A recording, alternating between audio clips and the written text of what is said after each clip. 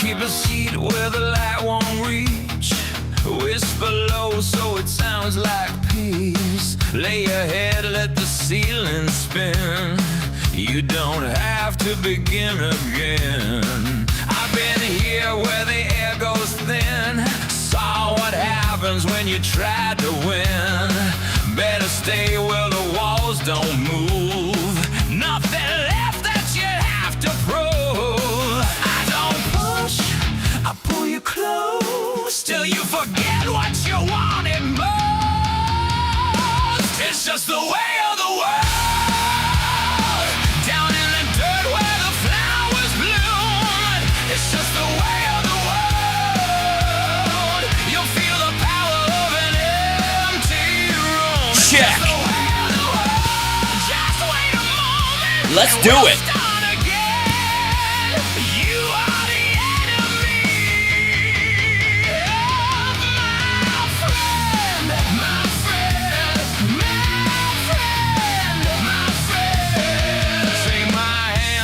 Current slow, I can show you what I know. Every spark only burns you out. Every dream just a longer drought. I don't lie, I just dim the flame. Give your hunger another name. Call it calm, call it letting go. Call it all that you'll never know. If you don't raise, you don't.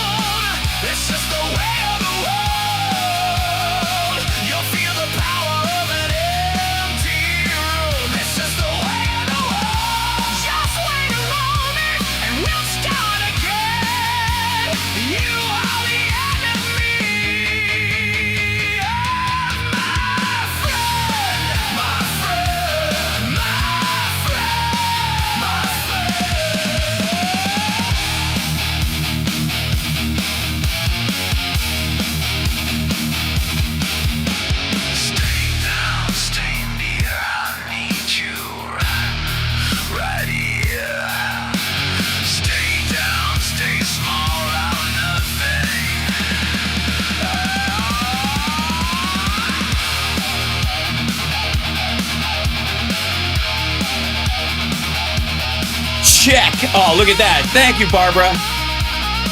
We'll be up in a minute and change.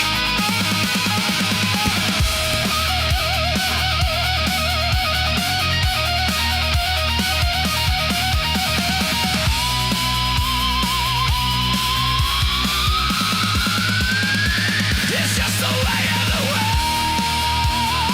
That's what I say when you start to move. It's just the way of the world.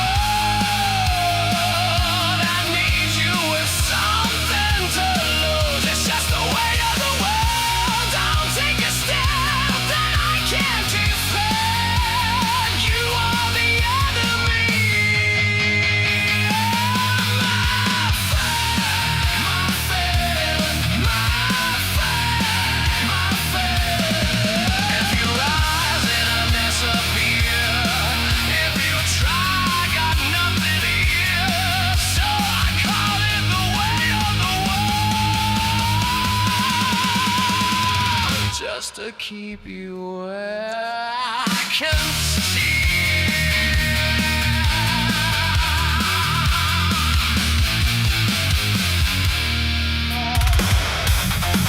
All right, another 9, 8, 7, 6, 5.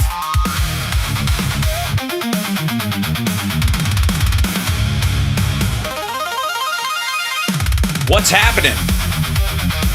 Welcome to the show. It's Hal Sparks Megaworldwide. Today we've got sorrowful, sad news. I don't know if you know this, but the state fair,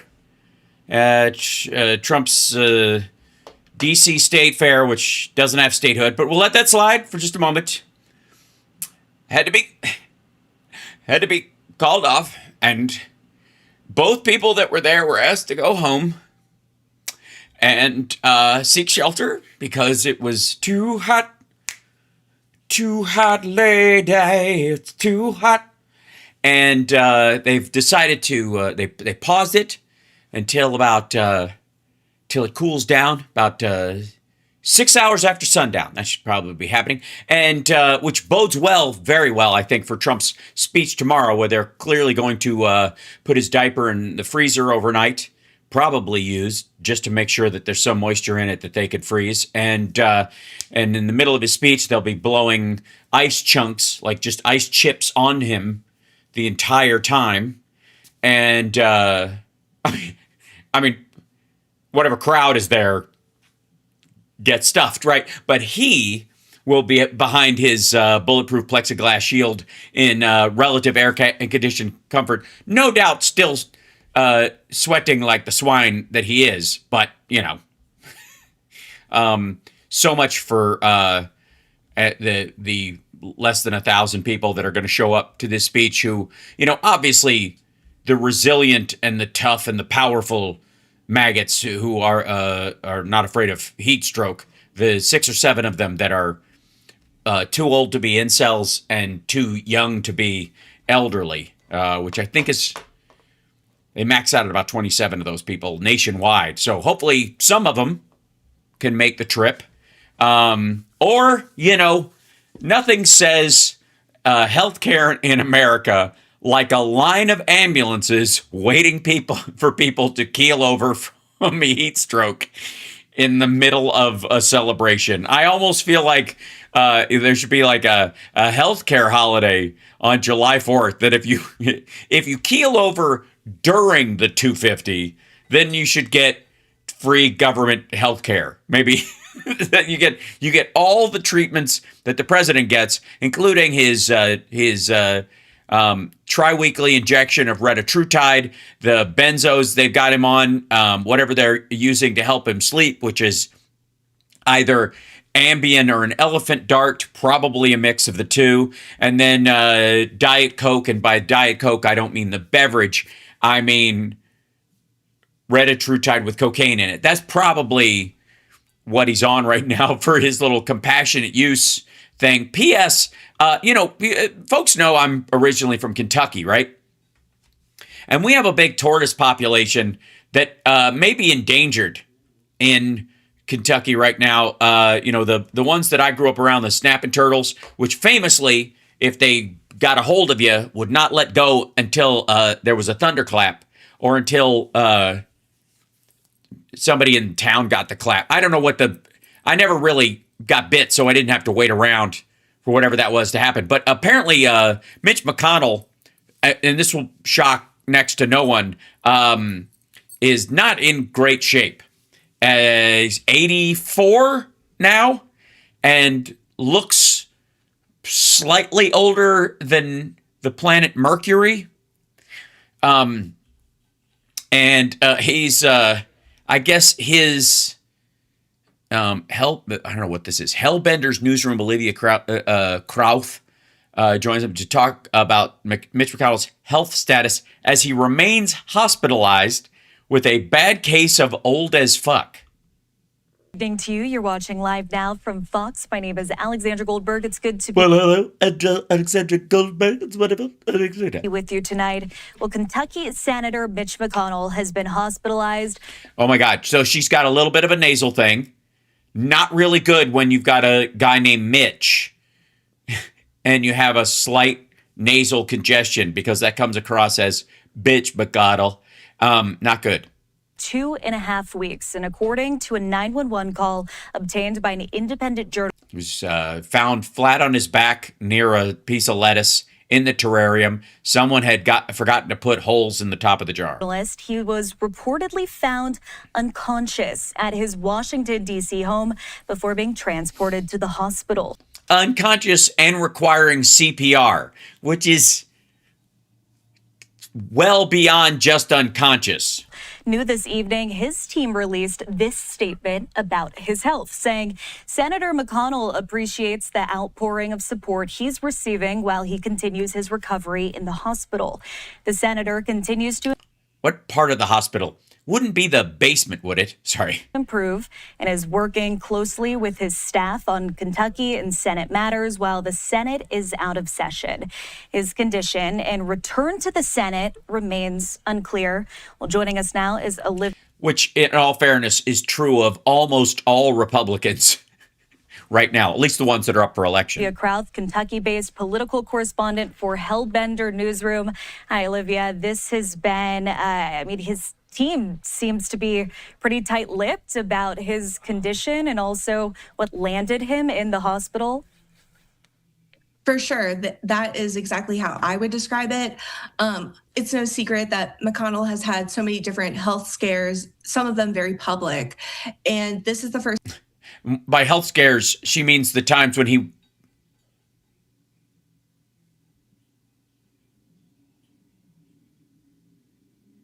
did that for an extended period of time, which is gnarly. I think in my reporting career that I've seen basically his team just say he's been hospitalized, and that's kind of it. We have not. Yeah, because I got to tell you, at his age, with his obvious problems, I don't know what they could say that doesn't violate HIPAA other than he's fucking old and he's in the hospital. He keeled over. They got him up. He's alive. We'll let you know if he's not.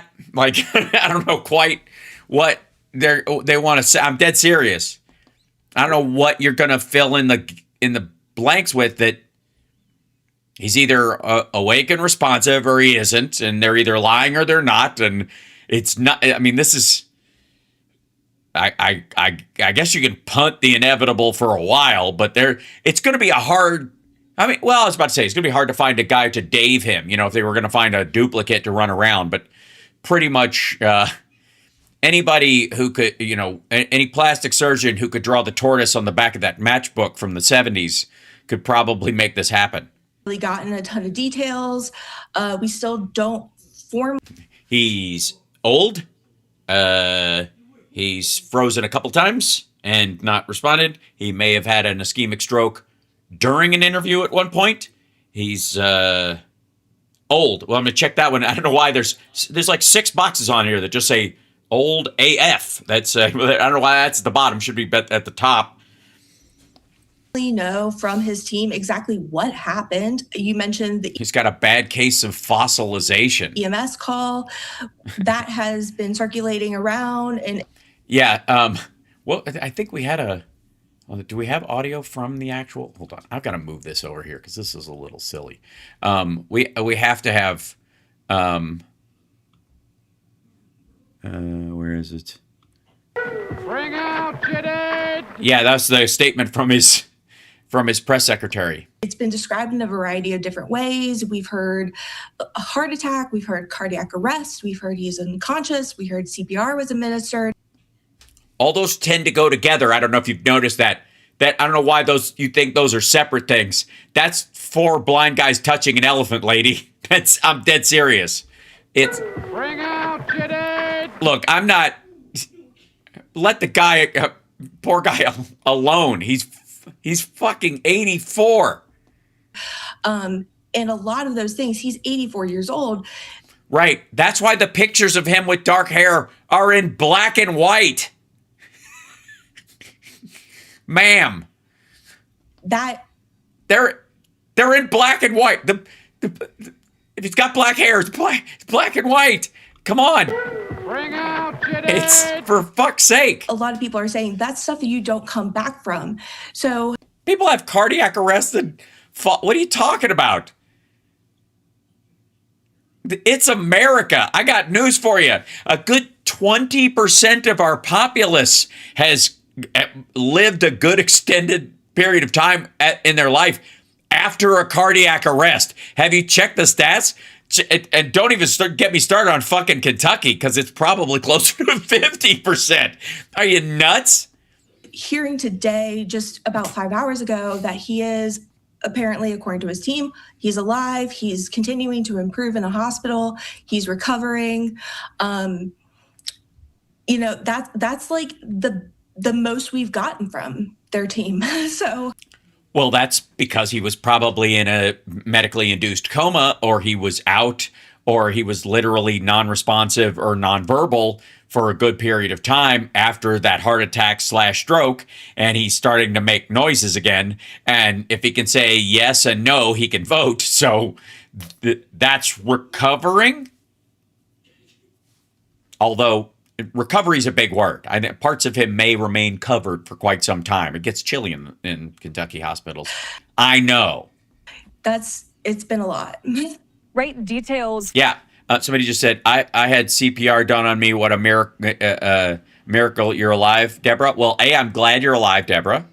And B, I've done CPR 4 times. And the only person that wasn't conscious when I left them after I had done it and passed them off to the paramedics was the 4th guy. And a lot of us think that it was more than likely an overdose that seized his heart up and he wasn't coming back. But he was breathing when I handed him over, and that's all I can do.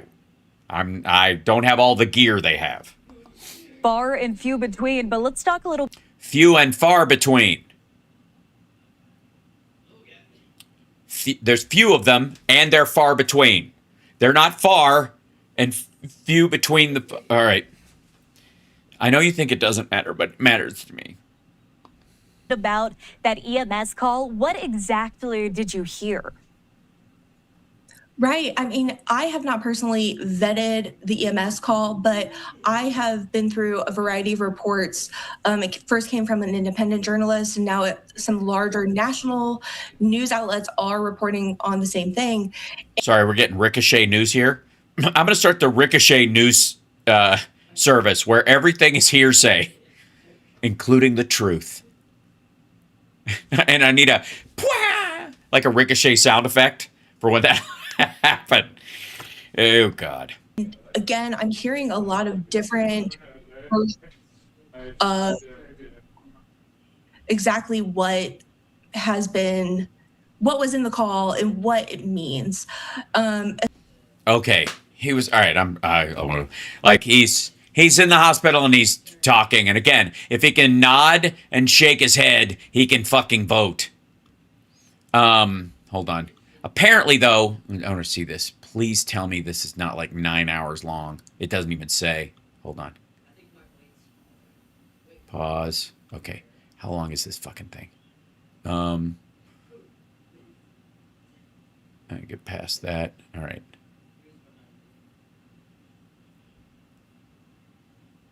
I'm just making sure that something I'm looking. Okay, yeah, this isn't going to be forever. Okay.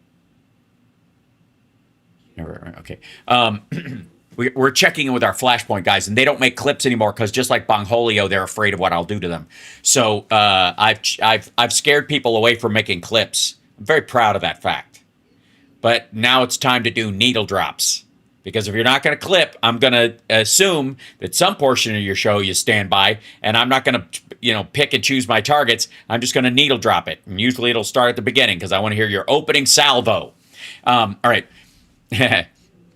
But so we're going to deal with the Flashpoint kids. This is from the Copeland Sound, whatever, the Copeland Ministries channel. Tax-free TV. Wouldn't that be that fun? All right. And then, hold on. First coming up, I have to see this. Hold on. This I have to do first. This, I got to say, this excited me. We've all sort of wept for Bongholio in the past and just the torment that he went through, the flop sweat when he had to pretend that Jeffrey Epstein hung himself when he probably saw the evidence of him walking out of the jail. And I feel happy. Yes, Ricochet News. Hold on. There you go. There you go. I'm going to I like the. Oh, that was the last one. I like that one a lot. I'm going to download that. Ricochet News, where you hear it second, maybe third, possibly fourth. We don't know. We'll see. I got to put it in my sound effects. I'm not afraid of just doing show business live.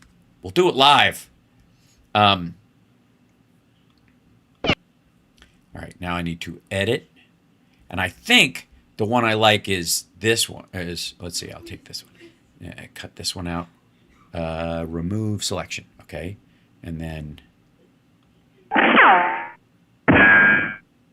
I almost like both of them together.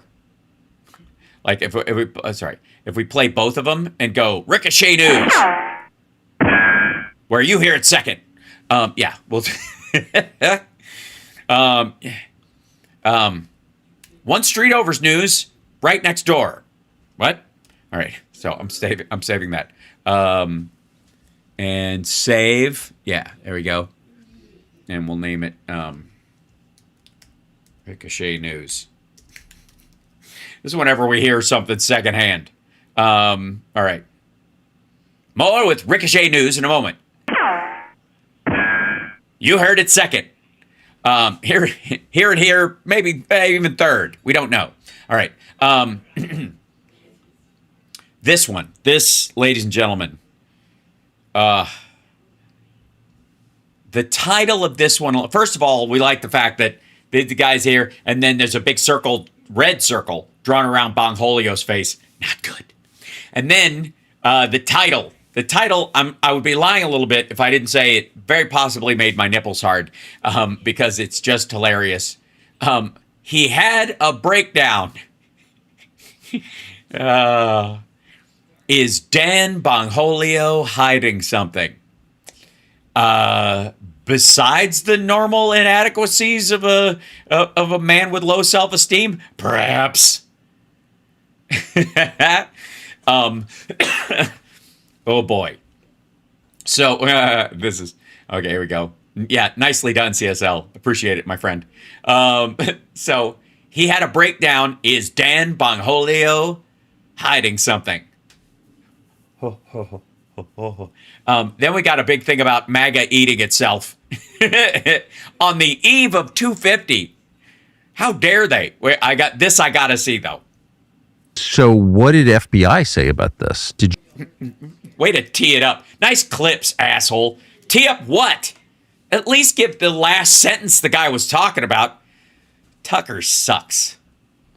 Call Dan Bongino or Kash Patel to ask their view? Well, I have reached out to Bongino on many occasions, and this is part of the story is just to give him a tug, or is that in my reporting about the new FBI, I've been very critical of them, especially after their abandonment of the whistleblowers. Oh, how dare you? I'm surprised. Well, I was about to say I'm surprised Bongholio hasn't attacked you physically, but he only apparently feels confident to do that with women. That was one of Patel's promises, was that they were going to make the whistleblowers whole. That was one of... Sorry, and you believed that? Bongino's promises. They were going to make the whistleblowers. And we're talking about the whistleblowers... Maybe he meant put them in a hole and then cover it with dirt. That had whistleblown about the COVID regime, about the mandates related to... The COVID regime. It started under Trump, you dumb fuck. The whole Operation Fart Steed started under Donald Trump. Do you not realize paying Pfizer before they even came up with the mRNA vaccine, like making it available? The fact that the fucking Johnson & Johnson one is the one that gave everybody tachycardia, and it wasn't even an mRNA. It was a standard form of it. And you know why they got it, you dumb son of a bitch? Because it was one of the immune responses to COVID, and having a dead version or a live version affected some people. So if you got the vaccine or you actually got COVID, you might have a cardio issue, and it happened more in like early, late teen boys, like after they like 15 to 19 years old. That was the window. For some reason, that was the COVID overlap. Guess who it killed a bunch of? Chinese teenage boys. Right. You dumb fuck. Regime. Sit the fuck down. regime. About January 6th, the January 6th. Yeah, they're going to make those guys whole. He just pardoned them. You know why? Because if they had to redo their trials, they'd all go to jail for longer. the guys that were told to go out and SWAT raid grandmas, for misdemeanor offenses.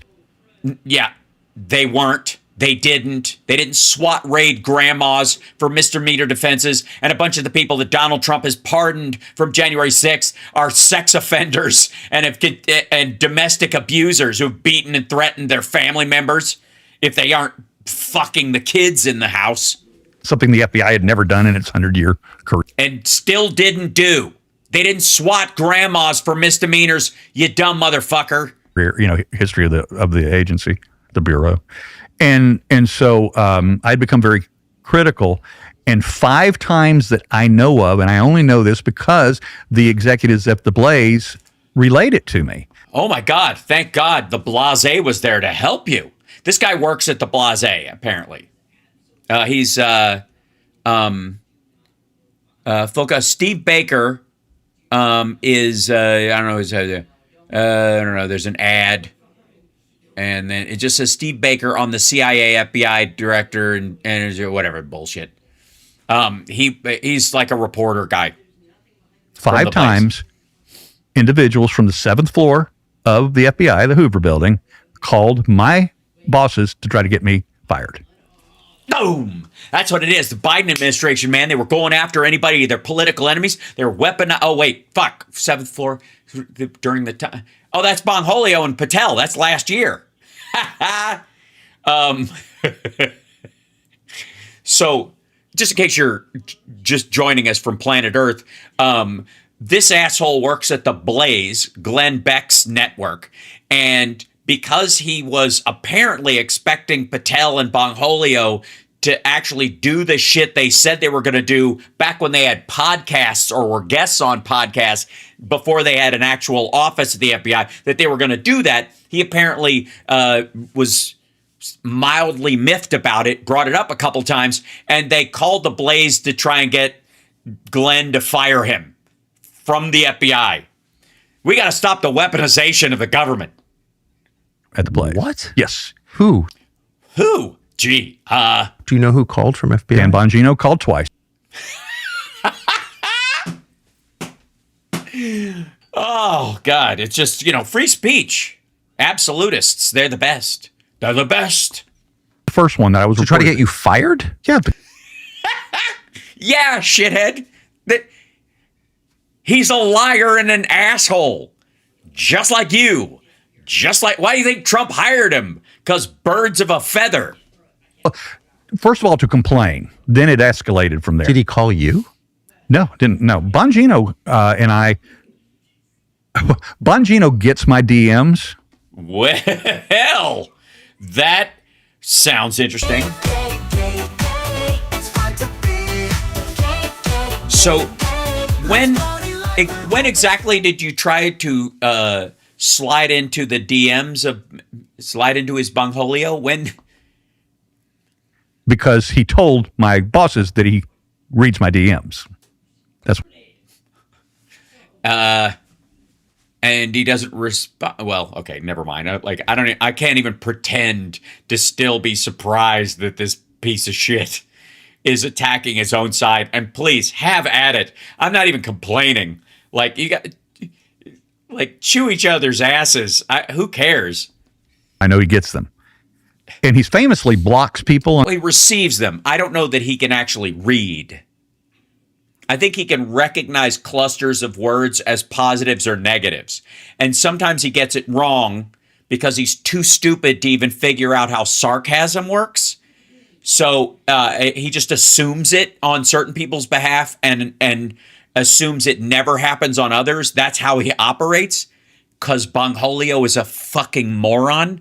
So he may see your DMs and he may see blocks of words that an LLM from 5 years ago.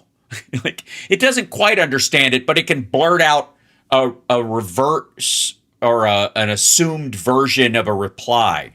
His, X account, he's never blocked me. Block me? But he's criticized me.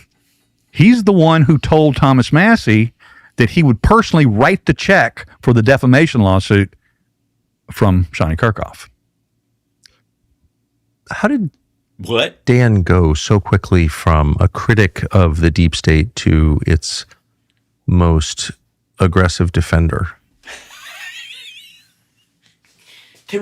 Is there any way, can we like crowdsource someone to take that quote and play it through a giant loudspeaker like the one on the top of the car in Blues Brothers and just drive back and forth in front of Bongholio's house? Like, and we can like intercut that quote with Tucker Carlson's dipshit laugh like that, and then mix it with this. Hold on. How did Dan go so quickly from a critic of the deep state to its most aggressive defender?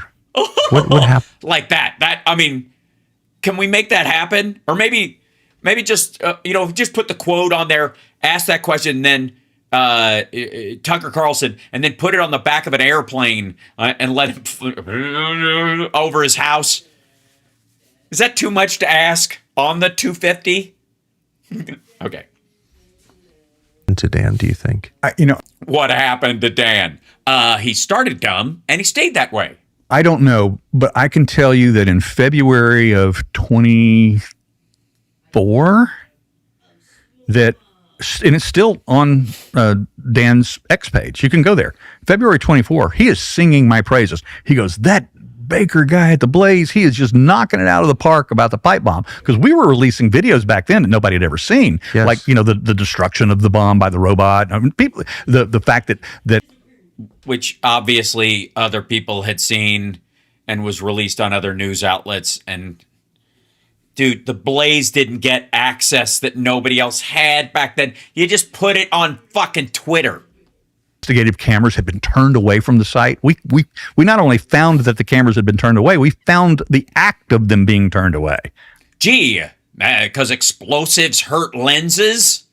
From the investigation scene. And we were releasing all these videos back then. And Because if it goes off, they didn't want a bunch of fucking... They didn't want to give the bomber credit for killing a bunch of bomb disposal guys. Are you fucking dumb? singing my praises. Well, he's complete opposite now. They're all wearing body cam on the on an officer and FBI level, maybe at the FBI level, but the officers, the marshals around in the bomb disposal unit. I don't know. Look, I can speculate as much as anybody. Yes, that's the name of this show. It looks like he had a breakdown of some sort. He's terrible. He had a breakdown of some sort. The kind you have when your wife catches you demon fucking at a truck stop and never mind. Looks like he had a breakdown of some sort. Of reading comprehension. He's terrified. That's obvious. What? He's not terrified. He's too stupid to be terrified. He doesn't have the brains to actually recognize the threat. It's just a matter of like it's a loyalty cramp. That's all he's got. I don't know why. I don't know any more than that. I know. You don't know that at all. That's even speculation. My biggest problem with a lot of the criticism that these dickheads have of their fellow maggots is that there was some kind of a change, that you didn't see this coming, that it was that like, oh wow, it's, he used to be such a good guy. No, he fucking wasn't. Like, we all saw it. Same thing with Trump. Same thing with Tucker. Like, no, nobody's like, oh God, what happened to him? What do you mean? He's the same asshole he's been the whole time. He's only change has been in his opportunistic language as the target moved, not his ethics, not his morals, not his who he doesn't like. Now the display of of who you don't like changes in some cases so that you can still have fealty to the people behind you. So you move to these targets of opportunity. That's what he does. That's what Bongholio obviously does, because you're still serving the same master or your own bizarre sense of self, your ego resting on being smarter than everybody else or the least idiotic person in the room or some nonsense. But the rest of us who can recognize that these fuckers have been lying the whole time, there's been no change in Bongholio. He was bullshitting before he got into office and continued to bullshit, but the target of what he was bullshitting about shifted. The reason why he was bullshitting was different. When he was out of office, when he wasn't at the FBI, he was doing Trump's bidding, shitting on the FBI. Then we got in the FBI and he realized the evidence is there to convict Trump on Russia, on Epstein, on his own financial corruption. Then all of a sudden he's got a bullshit about what's inside the FBI on Trump's behalf. And then he gets out and goes back to bullshitting again. The target moves. It's the same thing. Having had a lot of contact with Dan Bongino, and what kind of contact I like wood. are we talking about? Deeper and longer. I feel like, wow. I know. It's amazing. turned on a dime. Something happened to him at FBI that just broke him as a man, destroyed. That's got to be rough for Bongholio to hear, coming from, dweeb Alex Jones over here, who is single-handedly the most marshmallow man I think I've ever seen. Like, honest to God, it makes it difficult for his side of the aisle to criticize Rachel Maddow because he borrowed his haircut from her. So, if this piece of, pocket lint is challenging your manliness, Dan, holy God.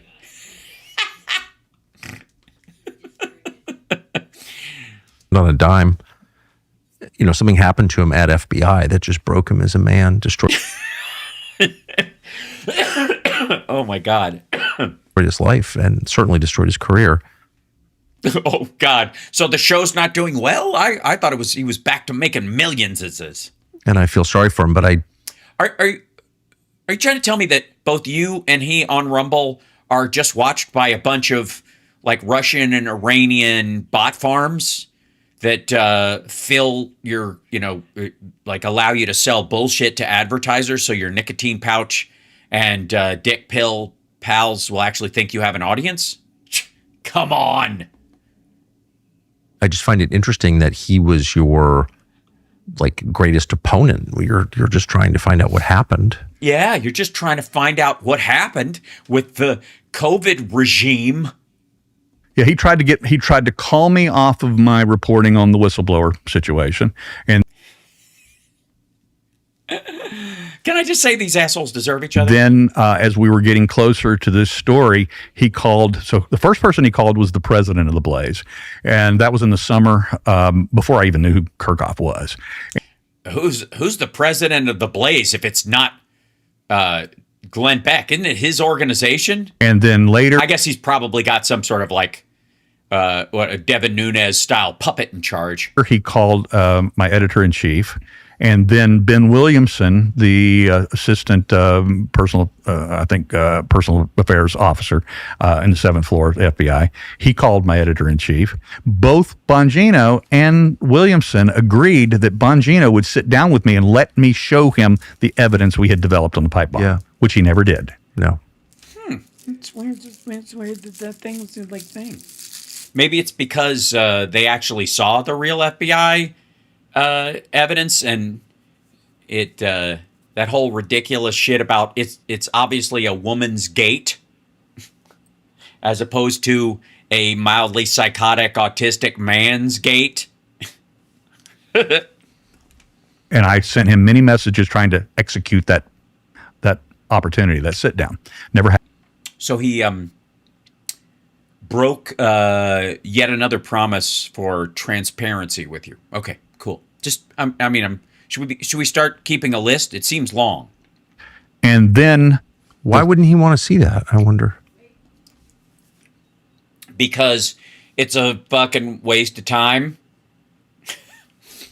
Or obviously he's covering for the pipe bombs were actually planted by a pro-Trump ally and the entire case around it has been crafted to cover for the fact that all of it was going to be, they were going to blow, set those bombs off while the Jan 6ers were attacking in a way that would, distract and obligate the law enforcement around the Capitol so that his people could get in and hang Mike Pence. I don't know. He famously criticized Massey, in his tirade. He went on like a 4-day tirade against Massey, and one of the things he was criticizing Massey for is that Massey wouldn't accept his invitation to come down to the Hoover Building and see their evidence against Brian Cole Jr. Dan is working to cover up, right? The activities of the permanent government. It's just the permanent government. The permanent government. Sorry, you mean the shit Trump did in his first term and the shit he's doing now? Sorry, the permanent government wants Trump elected twice in staggered spots. If there's a permanent government and Trump's in there, then he had to have been okayed a long time ago. The problem with this deep state, eyes wide shut kind of conspiracy bullshit is that if Trump got in and out, it was part of their greater plan. He's no longer some sort of, special use case, some genius outsider. He was always meant to be a part of the plan.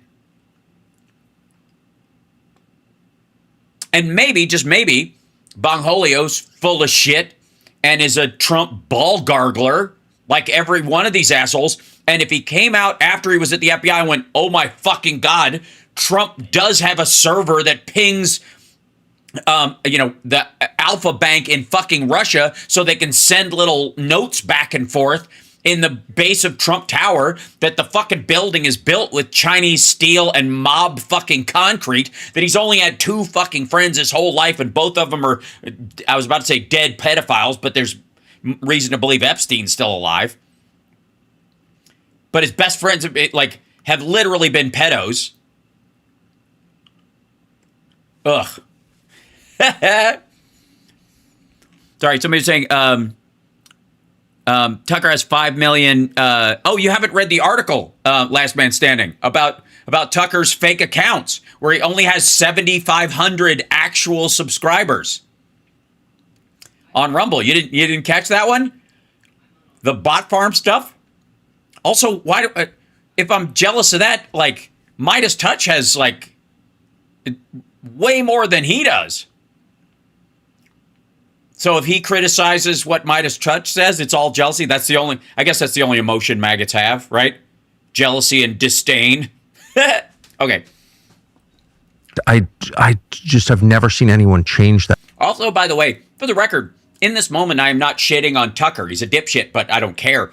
I'm enjoying the fact that he is attacking his own. The point I'm trying to make out is that both of these assholes are either just as compromised and full of shit as Bongholio is, or they're the worst judge of character ever and somehow managed to miss the fact that Dan Bongholio was an opportunistic infection waiting to happen. Much or be that afraid. I mean, it looked like he was going to have a heart attack. He was so afraid. And I'm not saying that to attack him. No, it sounds like support. But I just wish I knew what happened to him. You haven't heard. No, I know. But you noticed the change I'm talking specific. about. I know. I'll tell you. I know. I got an idea. I do. How about this? Nothing happened. He was always a piece of shit, dummy. Ever since he left the Secret Service, whatever honor and sense of duty and respect and genuine belief in what he was doing that brought him to join the Secret Service, which hats off to people who join. After that, he was like, fuck, where's the green? And from that point on, he's whatever money he's making is more important than any ethic he could possibly have. Yeah. But what I do know is that he made 2 calls to my bosses. Ben Williamson made 1 call. Somebody just said Midas is just about to pass TYT. They passed TYT a long time ago, I thought. I don't know what the metric you're using, but as far as their channel goes, I think they're well beyond them, aren't they? And hats off again to the Midas Touch guys. They didn't get a $25 million infusion from a millionaire to get them started and sign a contract with Google to have basically their own corner of the internet at YouTube. Midas just grew the fucking thing. Good for them. Marshall Yates, who was the congressional liaison to the FBI, formerly general counsel staffer for Thomas Massey, before he went to FBI, he called my bosses. He definitely was trying to get me fired. Marshall called the White House. He called Congress members. He did media sources, everything they could to try and. And what was your crime again? My crime was reporting on Kirchhoff. And I allegedly. Hold on. Sorry, I don't know the reporting on Kirchhoff part that he's talking about, but it sounds like his real crime was criticizing or not towing the line of Patel and Bongholio, no matter what they fucking say. Was the person that received leaks of both files and technologies from Joe Kent. Oh, okay. This is a bit of a breaking news that he does. I think it depends on who you read. But the idea is that, remember when in the story that's in Regime Change, the Maggie Haberman book that's coming out, there's that story where Bongholio blows his fucking top and says, get this guy on the phone. If you can get him to admit that I gave him information, I'll give you $100,000. First of all, it's 6.6 to 6.4. There you go. All right. Close enough for jazz. So, the true believer arc is real. But Bongholio blew his top, and it was about apparently who he was referencing, get the guy on the phone, was Baker. Now, the weird thing is that Baker would have to be admitting to a crime too. So I don't know that he would. Also, he's not going to tell anybody who his source is anyways. Like, he'll tell them who you could say who the source is not, but you could even be lying about that. The director of national counterterrorism. Did you? No. Not. In fact, before I left the Blaze the week before. It's pronounced blase. I got a call from Daily Wire, reporter to Daily Wire, 9:30 at night at home. And he said, hey, I'm calling to comment from you on a story that I've got. I said, okay, hit me. He said, you're probably genetically, physically the most opposite we can find of Candace Owens that isn't Jewish. And, sorry. 3 different sources from the intelligence community who say you were the recipient of leaks from Joe Kent. And I just busted out laughing in his face.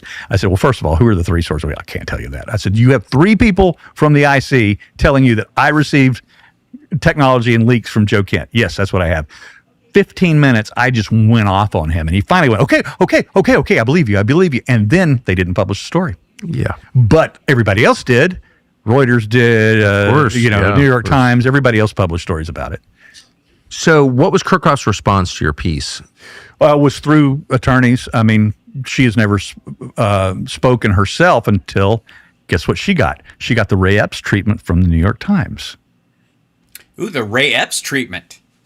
Oh, you mean that whole thing where they made it look like Ray Epps was an FBI informant who gave the code by whispering in one guy's ear who was attacking a police officer to go easy, and that was the maggot special, Manchurian candidate phrase that said, now it's time to attack the fucking Capitol, go back to the truck and get guns, and so stupid. And they did the full puff piece on her. They made her into the sympathetic figure that I had defamed. And Ray Epps got the treatment. Ray Epps was the good guy in this situation. All right. Falsely accused of being the bomber. And that reporter called me, and I did an hour and a half the first session and 30 minutes of follow-up with that reporter. I went through everything. That reporter had no idea that she had flunked, the polygraph. I went through tons of evidence and information that we have And So what was her? I read somewhere that she said there's video of me with my dog or my puppy during the hours in question when the bombs were planted. again, we have 3 sources from the FBI who called CBS and it's told CBS News that they had an alibi video of Miss Kirchhoff on the evening of January 5th while the Okay, sorry. Kirchhoff is the name of the Capitol police officer that he accused of doing it because they did gait analysis on her. Yeah, bomber is running around at RNC and DNC, is that she is home, and I quote, playing with her puppies. Okay. If she'd adopted a dog. The same 3 sources from the FBI who allegedly leaked that to CBS would also have known at the same time, the same day, that she flunked the polygraph, and they conveniently left that out of the story. Have you seen this video? Yeah, but it doesn't matter if she flunks the polygraph if you actually have video that's timestamped. You know she's fucking there. Who cares? It wasn't her. No, it doesn't exist as far as we know because it has been under. They have request the attorneys for Brian Cole Jr. have requested it under discovery, and it's never been turned over. Cost of living. Well, that's not how it works. You don't get to turn over other people's alibis for the time of it if it's been verified by law enforcement. You don't get to just go through anybody who was in the neighborhood. That's not how that's not how any of that works. Never will. But it's a great way to make it look like they won't let us look at other people's alibis. You worry about your own alibi and the evidence that goes, and we'll let you know if there was anybody that, you know, we thought more than a week about. But if we've got a police officer and we've got timestamp video of her at home, we don't have to give it to you. That's what cleared her. We don't have to go any further. And you don't have the right to actually crawl up anybody else's ass. You can hire a private detective if you want to. You can go find 9 ways to Sunday to verify whether she was at the fucking house. You can go talk to her neighbors. You can fucking interview her. You could try to depose her if you want to and fail miserably. But the idea, like, can you imagine if defendants could just crawl up the ass of anybody else who could have possibly done it and use even the initial phone calls when they're just going through who could possibly have done stuff? It's silly. It's just silliness. All right, hold on. Is this the like he just does an ad for fucking, what is it? Home title lock? What is it? American Financing. Yeah, it had to be one of those. Anyway, so Baker, you know, is one of these guys complaining about like Bongholio's a fraud. We know this and we've seen this and whatever. Now, yeah, do you need an alibi? Yeah, it's like everybody in the city within a 10-block radius would you could force the police to alibi everybody except your client. It's so dumb. Like that's what they're asking for. It's one of those things where the no court allows it. Period. Yeah. Anyways, so also, I think the maggot that was talking earlier was trying to insult me by saying, by pointing out that I have a ponytail. Yeah, I put my hair back because I'm working. But also that I was the whitest guy ever. And I think in maggot world, that's the highest compliment you could give me. I'm touched. That's so sweet. Yeah, it's, you know. It's like when a maggot stops by to give you a compliment like that. I didn't ask for that, and yet I feel like I earned it.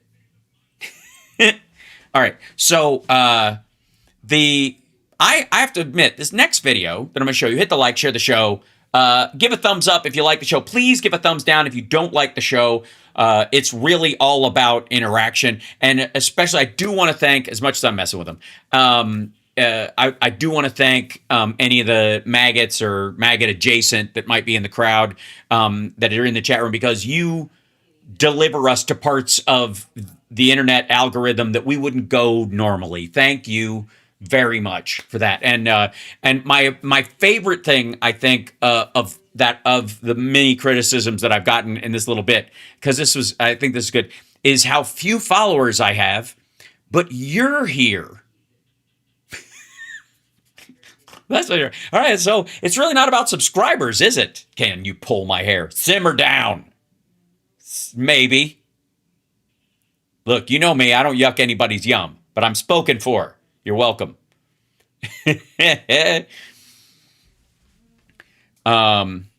Somebody said the ICE doubled its monthly arrest from 1,000 to 2,000 a month. They're still aiming for 3,000. They're not going to get them. There's not enough people. The number of undocumented immigrants in the country is nowhere near the number they said, that Trump has said. So they've got to keep pretending they're going for this big thing and blame blue cities for not letting them pick people up. But that's not the case at all. They just, anyway. So this next video, hit the like. Look at that. We had an extra, I think 15 people that hit the like on that one right now. All I had to do was ask. Well, how about subscribe? Maybe that one, if I could just ask you to subscribe, that'd be good. Hey, there it is. Why does this move all over the place? Okay. Anyways, I put it in, I know, because I had to move it out of the way because Rob was on earlier and it was in a funky place. So, I just need, what I need to do, is I'll take it and where is it? I'll make it bigger. Let's see. This is the subscribe. There we go. Where would this be? Okay, so we'll go to this one or this one. It's this guy, isn't it? Yeah. So I'm going to take that and stretch it, make it bigger. There you go. And then I'm going to go over to the other one, do the exact same thing. Play that one up, and then I'm going to grab this and stretch it out like that. There you go. And now the next time I hit it, it'll be, kind of impressive. You just do this kind of, look at that. Now it looks like I mean it. God damn it. Okay, so this next video, hit the like, share the show. It's Hal Sparks Megaworldwide, the greatest live stream in the history of live streams. It's the greatest chat room in the history of chat rooms, and even when it includes trolls. So thank you, trolls. I'm very sorry that the regular members of my chat room, which are myriad, don't get upset the way other chat rooms do, and we don't tend to do a lot of pearl clutching around here. Look, I know you got to hang out here because what are you going to do? Go to pro-Trump chat rooms and say good things about the price of food, gasoline, homes, education, inflation numbers, how the MOU is going, the quality of entertainment at the America 250 thing. Like, what's to boost? So I know you got to go over and shit on everybody else because, I get it. It's totally fine and it's all right. Okay, now this next video, if I may, Jamie Lindsay and David Rubin. Is it pronounced Rubin? It's Rubin, right? David Rubin. James Lindsay, who's a little, he has a hard time because he's got a girl's first name for a last name, and it makes him very sensitive. A lot of the maggots very sensitive about this thing, and that's why they think making fun of the fact that I have long hair will be insulting to me, as if I don't know, like it snuck up on me, and also Jesus. But anyways, Dave Rubin had Lindsay on and to talk about this, and I saw this title and I'm like, why it will get worse. And I, honest to God, I thought it was going to be about the Democratic Socialist candidates.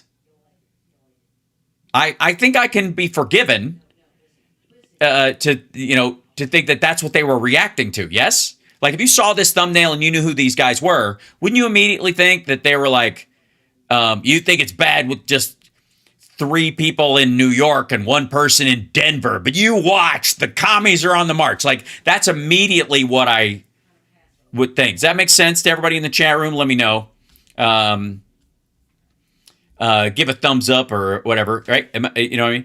And this right, Conan had long hair. Crom, I've never prayed you before. I have no tongue for it. But apparently, and I think you're going to like the subtitle, and you will see probably why they didn't put it on the actual thumbnail. Proof that the unraveling of MAGA has begun. Ooh. Well, do tell. We're waiting. I'm curious. Masking, what I'm talking about is, honestly, ever since Charlie Kirk was murdered, they just took the brakes off or something. What they're doing is positively not in line with MAGA or the conservative movement or President Trump, and it's starting to concern people. Okay, first of all, I don't know where you got why you would even throw in President Trump in to that part of it, because not only is he on board with all of it, he runs all these fucking people. So if you don't think Kash Patel, if he was threatened by some group, couldn't go to the president and go, they threatened me. If I told anybody that Epstein actually escaped during your first term, they would, oh shit, right, because that was your guy. Oh, fuck. Oh, you're right. Zip. Thing assumes that we're the primary audience that's monetizing their content, and we're not. The primary audiences that are monetizing their content are very likely to be recent immigrants to Europe and Canada because they... What? Sorry, I was born here. As were my parents and my grandparents and my great-grandparents and my great-great-grandparents and my great-great-great-grandparents, my great-great-great-great-grandparents and my great-great-great-great-great grandparents. I also do have a great set of grandparents. You know what I mean? We all have a great set. And they're like, yeah, great.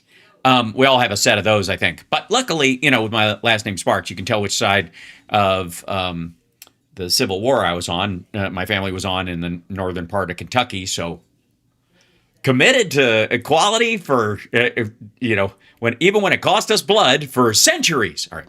And it's global, right? So you have all these welfare queens, Muslim welfare queens that came in and they, Why is Destiny a Muslim welfare queen?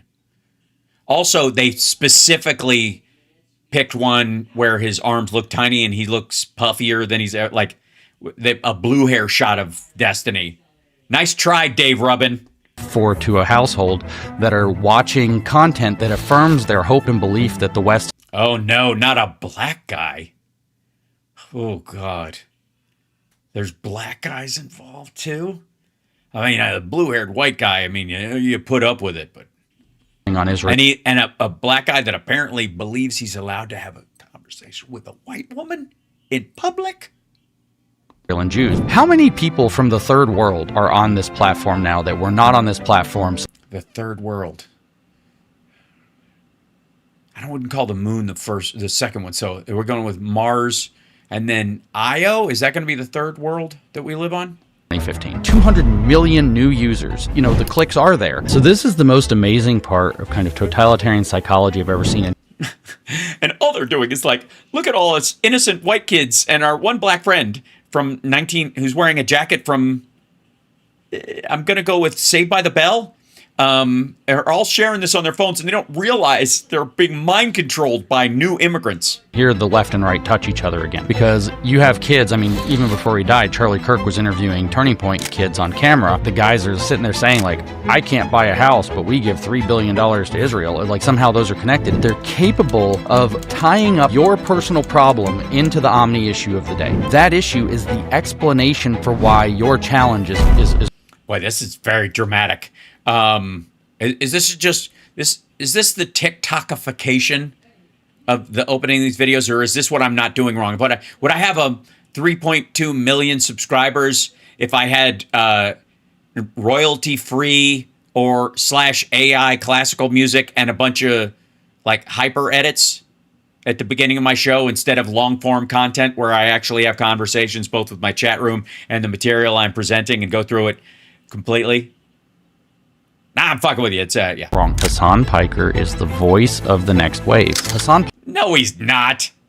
Piker is their new poster boy for, the next probably 2 years. And this is really the direction. They're embracing assassination culture and political violence. It's not social democrat. It's hard communism. So what? That's the problem. So it's you have a virility problem then. Hard communists versus soft, gooey, slightly damp conservatives. Do the sane people have to do?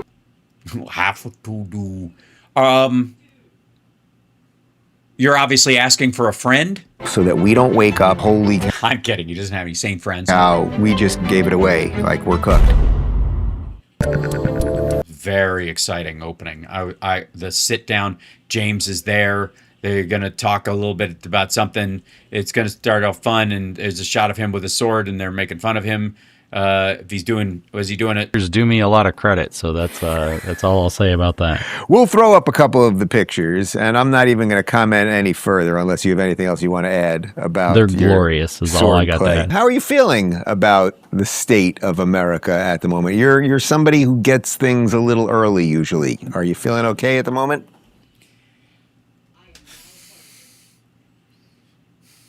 Okay. Yeah, I mean, I'm still generally optimistic. I'm feeling.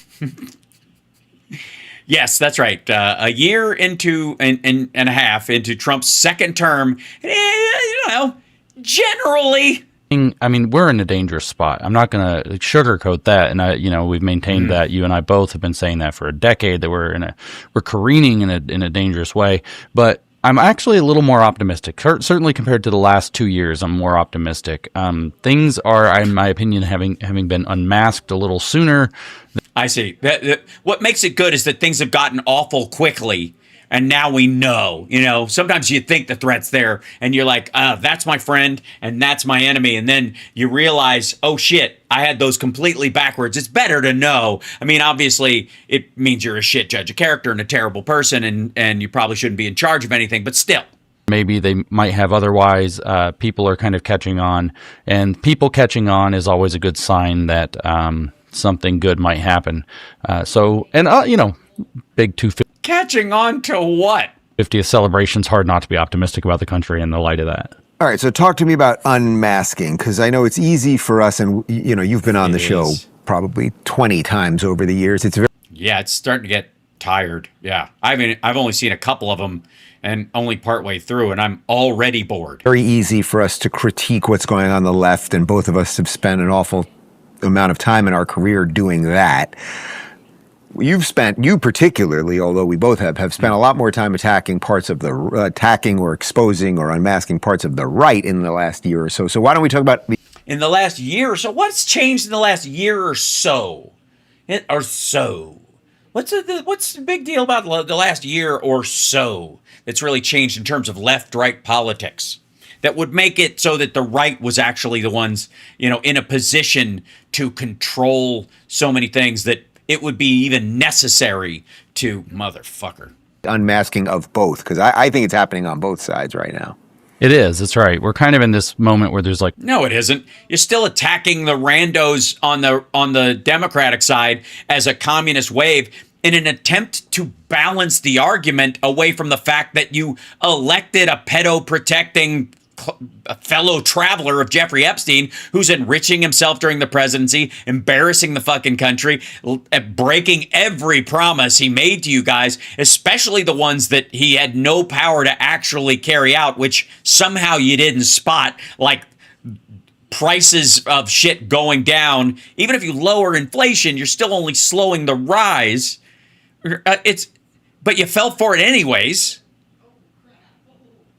The only reason they bring up like fucking 3 democratic socialists, which again is like total fucking communists in the general New York area, and one in Denver who took a blue district and made it bluer, fucking yawn.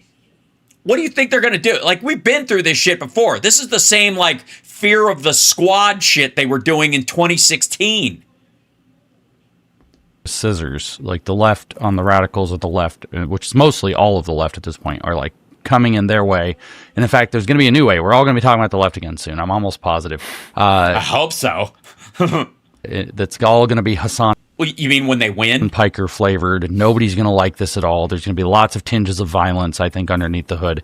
And then, of course, yeah, hope. Of course, is this weird... Fuck Hassan and his fucking millionaire Marxist bullshit. Him and Jimmy Dore, they're both just rich assholes who tell everybody else to go on a general strike and fuck their landlord and don't pay their rent from the warm side of a bay window. You think either of these dipshits have any real impact on Democratic voters across the country? Holy shit. The dude's a content thief. That's it. Jimmy's just full out moving into his Glenn Beck phase. The fuck out of here. 4 fucking people who are, by the way, going to vote with the rest of the Democratic Party to get our priorities through. They're not going to turn the fucking country communist. And And you know what's going to turn the fucking country communist faster? Is the government buying 50% stakes in tech companies and turning them into utilities. That's the most fucking communist thing you can think of. That is literally the government seizing the means of production. At least it's digital production, so it's not. This is the only way the Republicans could do it without preserving workers' rights. Literally, that's what they're doing. They're like, we're going to seize the factories and use them for the people. Because there are no people in these factories. Get the fuck out of here. Radical right that has sprung up, it seems out of the woodwork, but it's continuous with the alt-right of 10 years ago. So it did not spring up out of the woodwork. It just kind of laid quietly until Trump was approaching his, second and final term. Oh, I see. So the rise of maggots who are like, hey, what about the Epstein files? Hey, why aren't prices going down? Hey, what the fuck? All those folks are just, the only reason they're saying those things is not because they're true. It's because we're approaching the fucking midterms and they think they're going to like outright flank him. And thus, the moment of opportunity arose for a change of direction in the conservative movement, which I think they're taking advantage of. But, a year ago we were talking or so, and it's like I was telling all these people, who's an example of this woke right? And I'd say, Tucker Carlson. And they would say, no, it can't be. Now, this unmasking, what I'm talking about, is pretty much, honestly, ever since Charlie Kirk was murdered, they just took the brakes off or something, and almost immediately people started realizing that whatever's going on with this kind of, it's like a network or a group of people. Also, I've said this for a while, but it's absolutely true that, the Pam Bondi memo followed by Charlie Kirk, followed by the fact that he bombed Iran, those three things were like the last straw in one big collective lump. No, one of them by themselves wasn't enough to make these people, jump off the fucking tracks. But all three of them were enough. And then after he bombed Iran, he went back for a second bite at the apple. That's when it all went, okay, we're fucking done. And it's not because they're like, we don't believe in Trump. It's like, we still believe in what he was selling us because we have to, because our own followers, the people who watch us on the show, told us that he was going to lower the deficit, that he wasn't going to get us in any of these foreign wars anymore, that he was going to lower prices, that he wasn't going to be a fucking commie like Harris would be. And then he wants to buy a 50% stake in Intel and OpenAI and the rest of these companies, which is, again, as socialist and communist as you get. Like, this is the farthest thing from conservatism. It's a little silly.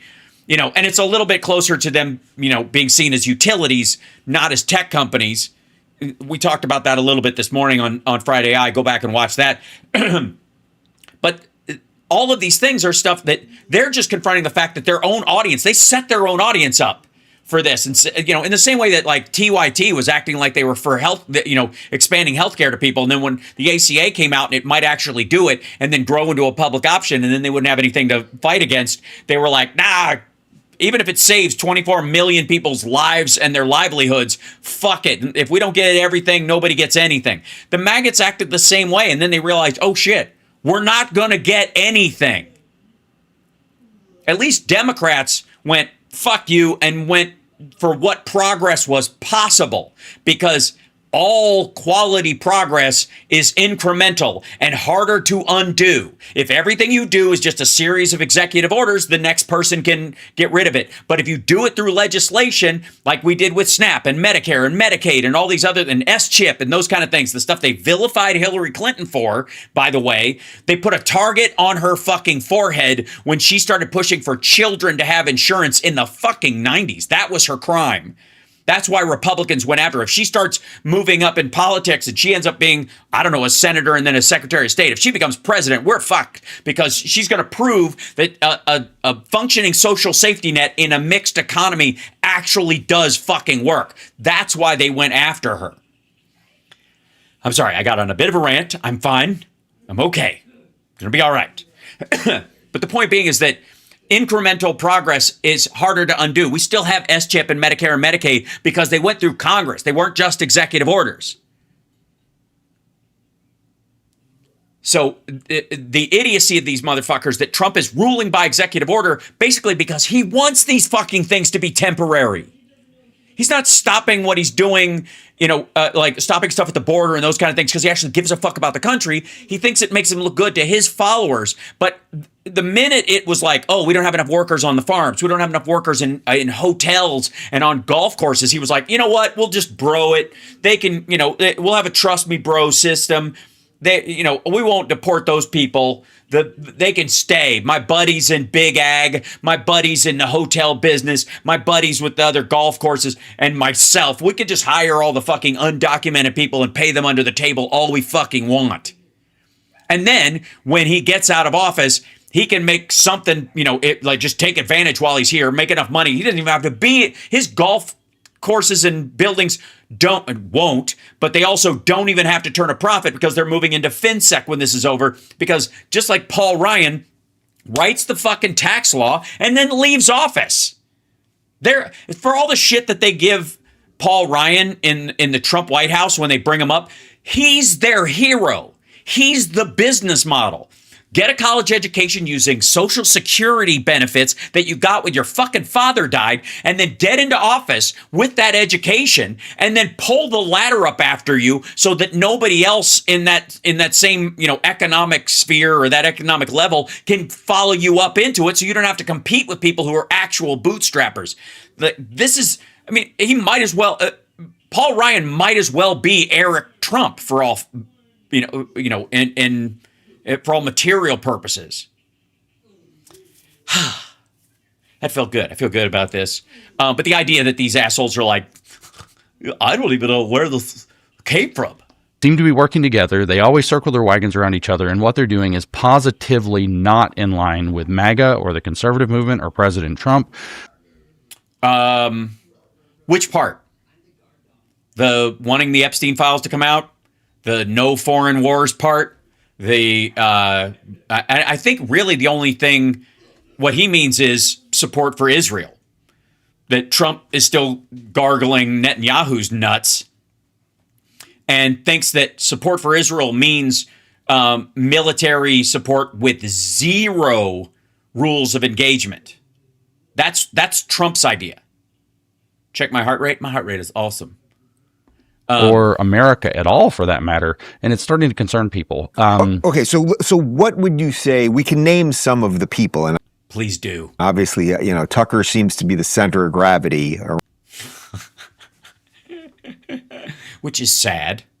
Just to have somebody in the shirts that he wears as your center of gravity, it's just just a trust fund baby as your center of gravity. I mean, actually, it fits as far as conservatism and republicanism go. I mean, the dude never had to work a fucking day in his life, was, born with a silver spoon up his ass, just like Trump, has literally been a millionaire since birth, lives in a fucking, multi-million-dollar mansion that he makes look like a fucking cabin to fit in the same way that Glenn Beck has a set that looks like a ranch in his studio. Do you know how fucking embarrassing that is? At least with my digital background thing, I'm fucking around. These guys are actually, oh look, I'm a man of the people. I got the man of the people bedroom from my childhood. On this thing, and there is some concern about where JD fits in with that a lot of people bring up. I've interviewed JD a million times. I basically like him. I think he's a good communicator. Basically? My only hesitancy with him is that... Yes, I agree. CSL, the worst ranch dressing ever. The only kind of ranch dressing that doesn't work no matter what you dip into it. That it's unclear where he falls on this specific issue. But I think he falls... JD Vance, somewhere between the couch cushions, I think, really. Oh, yeah. Couch humping. Couch humping.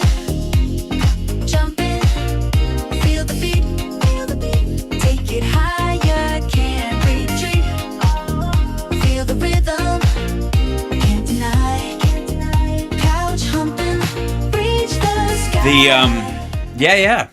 What would you say is the idea set of these people? What is the thing that's bringing... Yes, tell us what the non-maggot maggots are thinking, if at all.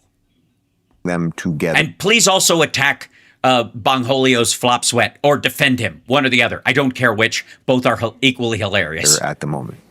Fundamental transformational change of the American experiment. So whether it's because they want to destroy the woke, whether it's because they think that there's... Sorry, the woke right wants to fundamentally change America because they want to destroy the woke left, who are currently not in control of any of America.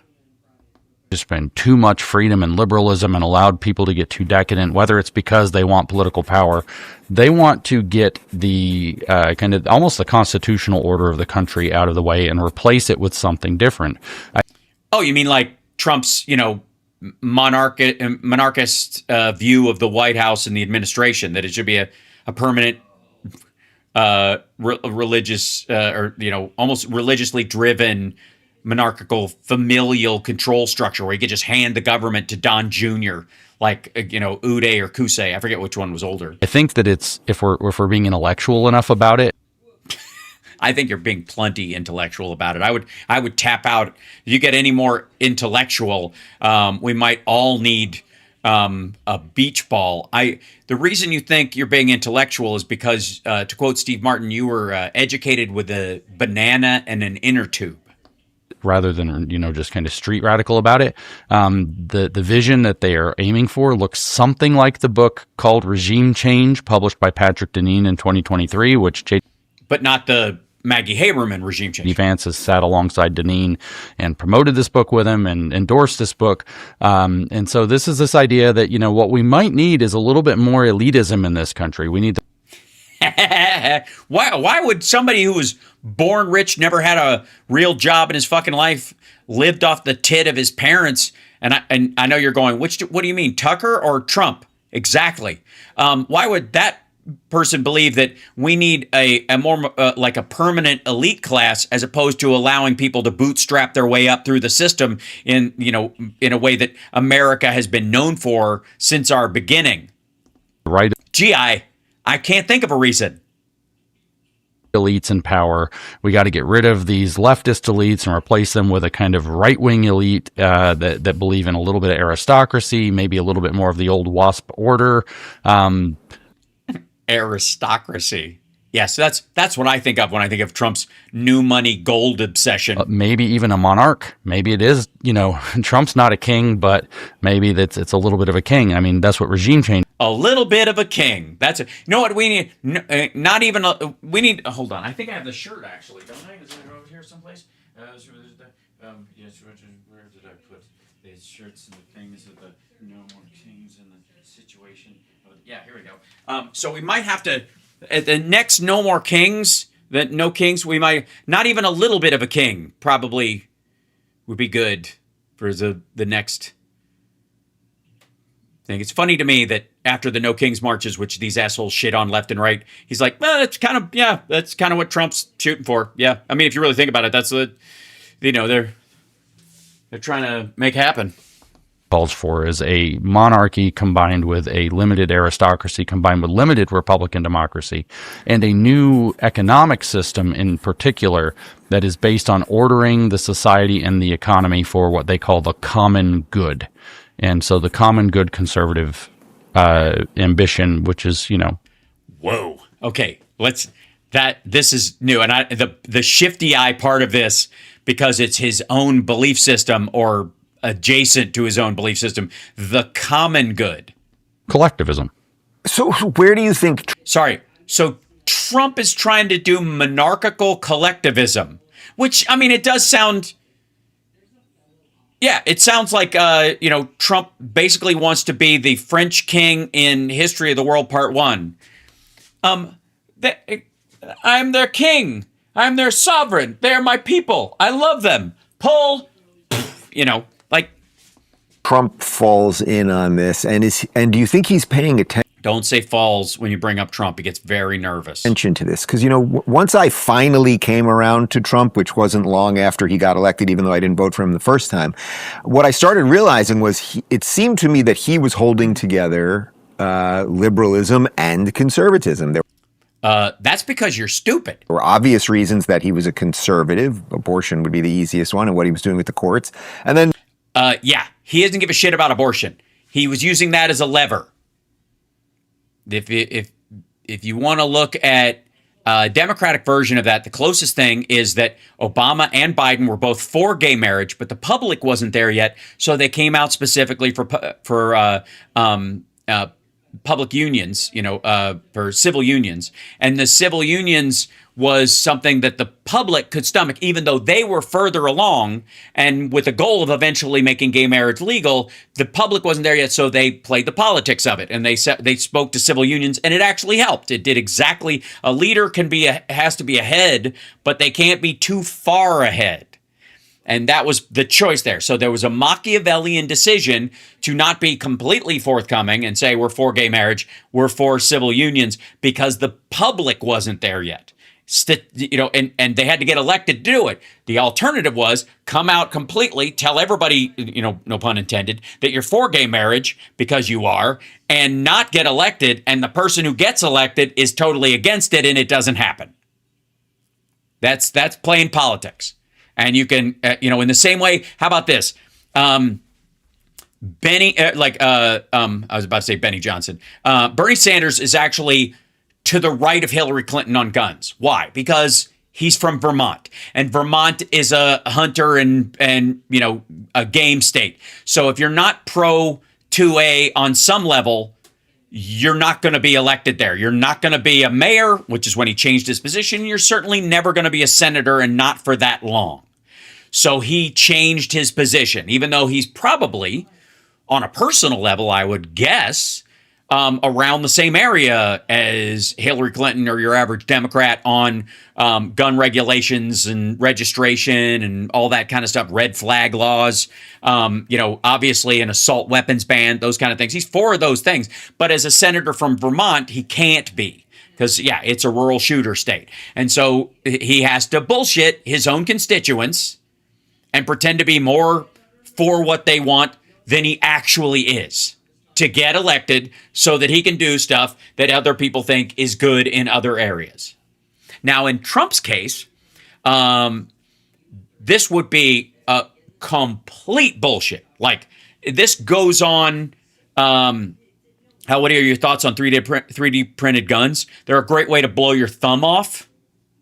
The big thing is CNC guns. That'll be the one to worry about. And most people who can afford those things have better things to do than shoot places up. So, but they make parts for other people. That's another thing. And you'll get arrested. And why do that when you can make, stuff like Rob Glenn's, the stuff that he makes in his studio for other companies and make an actual living. So it's called politics. It's absolutely true. And in the case of Trump, he's not anti-abortion on any front. He's obviously paid for them in the past. He doesn't morally give a shit about them. The only thing he might care about is that this idea that white women are having abortions and black people and brown people in general are outbreeding the white people. So that's why Elon Musk gives a fuck about abortion, for example. If they could sterilize the third world, they probably would. Listen to how they talk. Like Trump says, fast racehorses breed fast racehorses. Like he actually believes in eugenics. That's eugenics talk.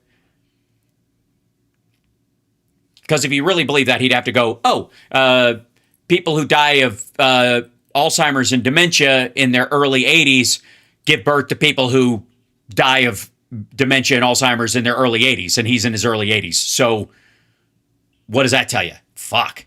He also didn't really care about gay marriage. And then ironically, he as a person probably doesn't really care about abortion. So he was both. Right. He's manipulating you. He's lying. And the gay marriage part, that ship had sailed. He wasn't going to undo it, was all you would get from him, is that he wasn't going to be a genuine conservative. By the way, like this dude, if he had his druthers, would more than likely lean. Those are simple versions of it, but that simpleton versions. He was trying to balance these two things, and that's what made MAGA such a wide tent. Do you think he is aware of what is... Sorry, MAGA was a wide tent because he was balancing gay marriage and abortion. He managed to bring the gays who wanted to adopt and the conservatives who wanted to stop them together. On here, do you think he cares? Do you think he's a part of it? Or do you think he's just governing and... Oh, no, James is still ball cradling, I'm going to go with. What do you think? I'm going to guess that he's still carrying Trump's nuts in his mouth. The way he's been talking, this is straight up if the czar only knew. We'll see. I do think he's aware. I do not think he's a part of it. I do think, however, that his administration is pretty heavily infiltrated by players that do think this way. And I know. Well, who hired them? And who defends them all the time? And who did he fucking kick to the curb? Besides Kristi Noem, which, again, because she was fucking Corey Lewandowski, and I guess that made it like, he's like, well, she'll never fuck me. So why have a pretty woman in the office if I don't have a shot? So broom her. Tulsi was allegedly the anti-war person. That was the one that Ruben and Lindsay were both excited that Tulsi Gabbard would be in there. She's going to keep us out of these foreign wars because she was definitely against it. Where's she now? That's some tension within the administration. What's happening, Boston Brian? And so Trump, of course, is an interesting guy. The way that he governs is interesting. Interesting. Mm-hmm. You mean like interesting? Someone is at the front door. Uh-oh. Someone's at the front door. Shut the front door. Hold on. I'm going to see who it is. It shows up on my little camera because I'm nerdy like that. He's it's a package. Well known for liking to see people kind of argue it out and then pick one of the paths. It's strongly been suggested. Oh, get the fuck out of here. The idea that what do you think? He hires a bunch of people that have contradictory opinions and he just chooses the best argument from it. Are you fucking stupid?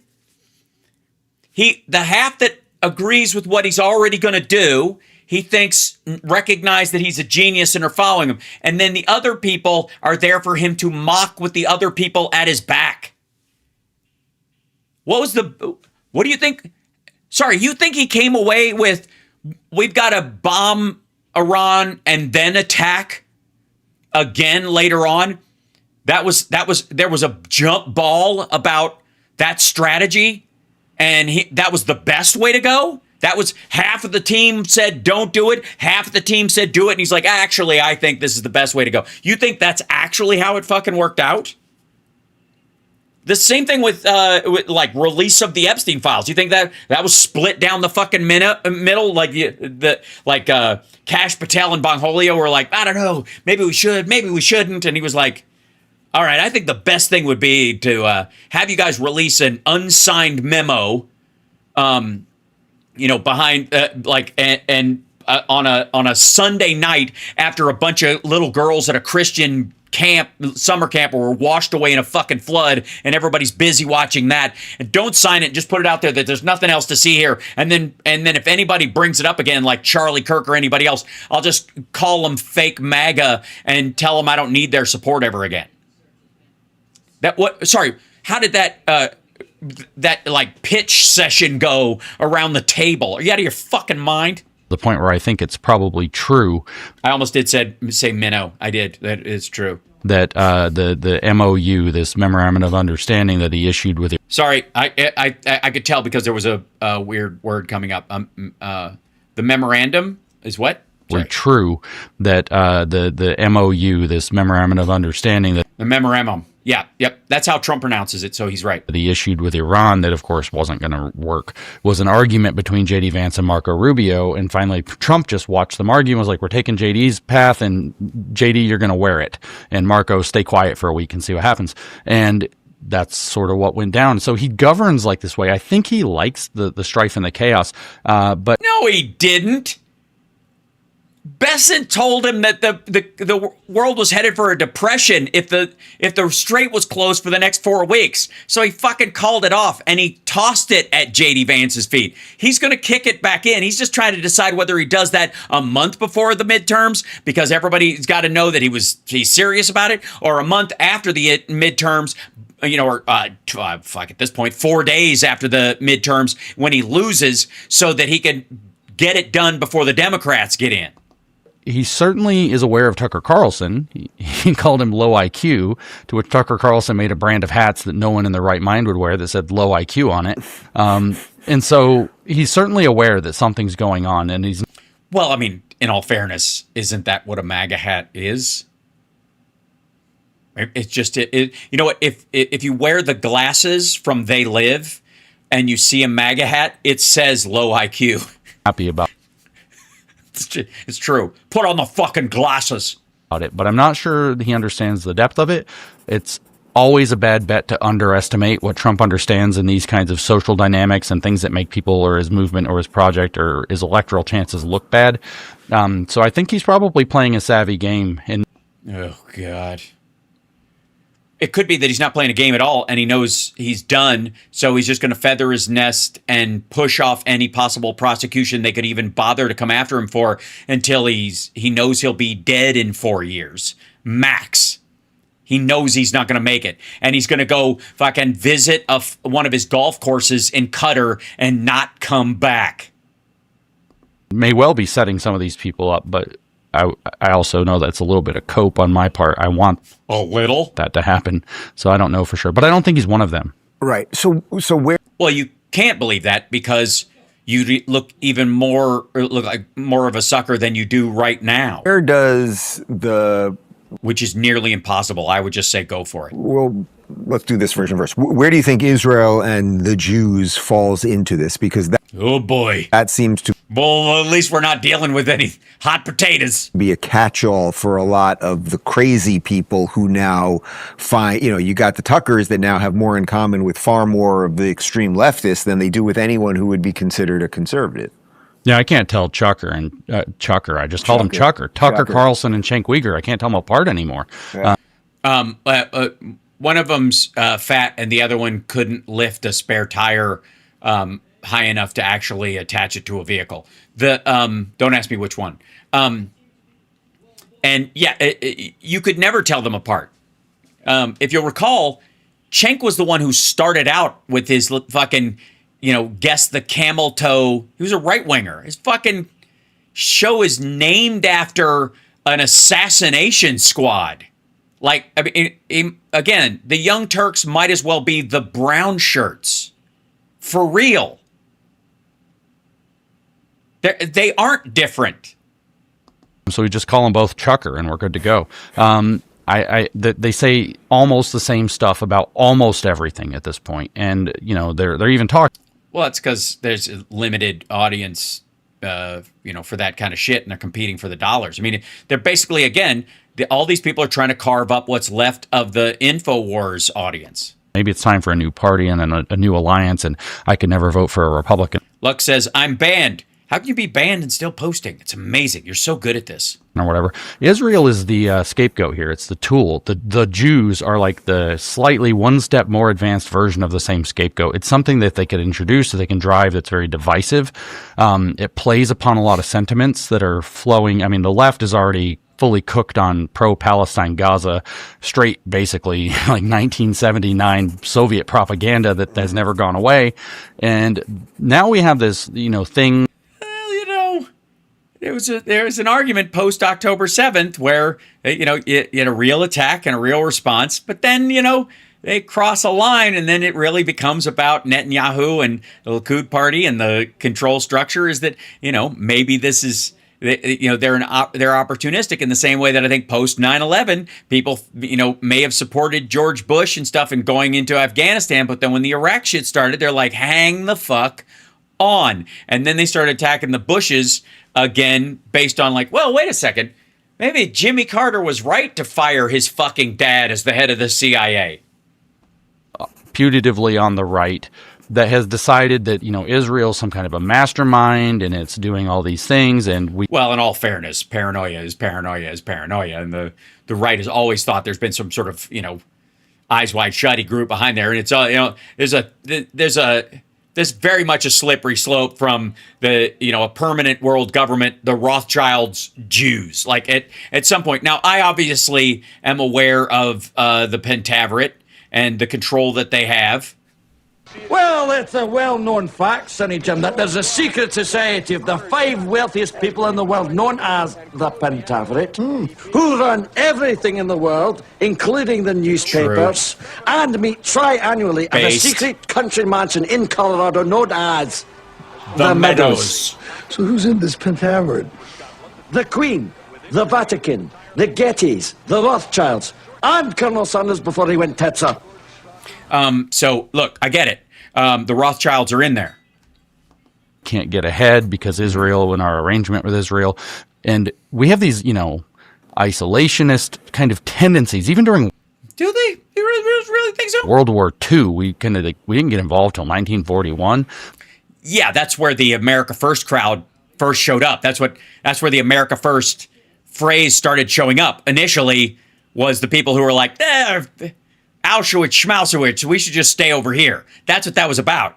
Dragging our feet to get involved in basically anything. And so we don't want to go to war. We're all mad about, I think every conservative is at least a little bit mad about the debacle of Iraq, the debacle of Afghanistan, to the degree that they were mismanaged by the Bush-Cheney administration in the first place, and therefore maybe some of that was very necessary, but it didn't come out good. And we don't want more, right? And so this is Well, do you though? Because it seems like Trump wants more. If you'll recall, one of the things he says about Biden is he's the worst president in history. And one of the biggest things Biden did besides get us out of COVID and back to a functioning country and start bringing down inflation, great unemployment numbers, the best in 60 years, and take us from 9.5% inflation to like 3.5 in 2 years and change, which is fucking incredible, was to get us out of Afghanistan like he said he would. Trump ran on getting us out of Afghanistan and he punted. And now he says, and he said even in his last campaign, that he was never going to leave. We were going to keep Bagram. Well, you can't stay and leave at the same time.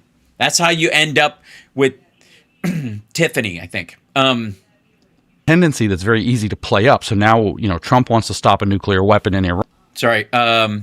Hula says, to the country that lives in my heart, happy 250th. You will recover and hopefully become even better than before. Happy 4th to Hal, Sparklers, and Mods. Thank you so much, Hula. I completely agree. We're going to be just fine. And Sandy, you do plenty. Thank you so much. Big hug.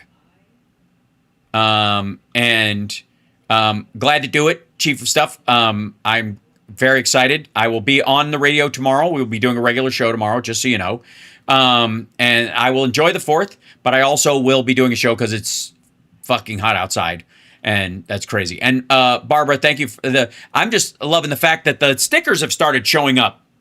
Look at that. If you do a super sticker, apparently you can see it now. That's awesome. That's new. That's almost worth the trouble we had to get Rob on the show. All right. Anyways, we'll get a little more of this unraveled and we'll move on. He wants to make sure the Strait of Hormuz is open for business for the globe. You mean like it was before all this shit started? A few other things. And a few other things. Like taking their oil and making a deal with... And you can just blame Israel for every bit of conflict that happens. Lebanon shoots a rocket, Syria shoots a rocket, Gaza shoots a rocket, Israel retaliates, Israel broke the ceasefire. And you can blame Israel for all these problems. Well, you can. For the record, I don't. I certainly think Netanyahu has picked a lot more fight than he should, and there's been a lot of violent bullshit for him and his crew because I think they're purists, and any kind of purist or orthodox mindset is antithetical to democracy and leans more towards a dictatorial regime no matter what you do, hence why conservatives lean more monarchical, which is the ad infinitum version of their idea of governance. So it's going to happen. That's where they're headed. It's just happening faster than you thought, and you're all upset about it, which is why you also think that people who want childcare are going to go to communism in a fucking week because A, you're weak, and B, that's how you operate. To 0 to 60 IQ points in 10 seconds. But in terms of the war in Iran, Netanyahu asked him 7 times to do it. It wasn't until he got a call from MBS that he actually did, because those are the people he's in business with. And this has been shockingly effective and shockingly infectious. It's now becoming a litmus test, or they're attempting to make it into a litmus test, even for right-wingers, since October 7th. So now 3 years deep. So how do you gauge? Yeah, but it didn't really pick up steam until Charlie Kirk was killed. We bombed Iran. The Epstein files debacle, including making those assholes brandish those binders and act like they actually, were getting something new just to embarrass the fuck out of them. And then when it turned out to be a dud, shaming them and saying, hey, fuck you. If you don't want to accept what I say about it and there's nothing else to see here, then you never were MAGA in the first fucking place over that issue. And then going back and attacking Iran a second time. And then going, look, oil prices are almost back to where they were before I did this attack that I said I was never going to do in the first place. You know, you're probably right. It's probably just an Israel-Jew thing. It's just latent anti-Semitism that's forcing them to do this. How effective it is. It seems to me like the Israel and Jew thing on the left, it's complete. Like the infection. No. You need to believe that. It really is about Israel. It's not about Jews. There's a lot of Jews over here that don't like it either. A lot of Jews in Israel that don't like it. We're able to, deal with both. In the same way that, by the way, if we have a politician who was involved with Epstein or corruption or any of that stuff, fuck them. Bye. They can go. We don't have to back them and protect them. We just don't. We err to the extreme in the other direction. We'll kick people to the curb like Al Franken that may not deserve it, but better to err on that side. We don't have the inability to separate up people from people. That's a Republican thing. It is complete. Oh, and by the way, the Jew thing. That's and David Rubin is Jewish and gay and married, so that's why the right likes that he turned to be more in line with Cenk in the 90s, early 2000s. It is obvious. I mean, the fact alone. And then John Fetterman. Right. Well, right. So, I was going to say the fact alone that Josh Shapiro should have been VP choice, and Kamala in the book basically admitted that it was because he was Jewish. That shows you enough. And then you've got Fetterman, except they hate Fetterman. I mean, it's Fetterman and. Does anybody remember Gore Lieberman? You don't think you have to win over a bunch of independents in this process? Are you fucking nuts? And also, woman of color and Jew on the same ticket at this point in history. We only had a woman. The last, Tim Kaine was white but spoke Spanish. That was his big crime. And outside, you've got Bill Maher and a couple other people on the outside, but in terms of the party itself, Schumer's done. They're all cooked. I mean, we're back to talking about the left, but here we go. Yeah, and now you've got, these recent elections in New York. You got Hassan Piker out there pointing at a camera and saying, right. This is it. This is the proof. You support Israel, you're done. And that's, for the left, going to be the litmus test. But we're seeing the exact same narrative. Also, no. You could support Israel, I think, by not wanting them to, Netanyahu to have just to be completely off the chain, right?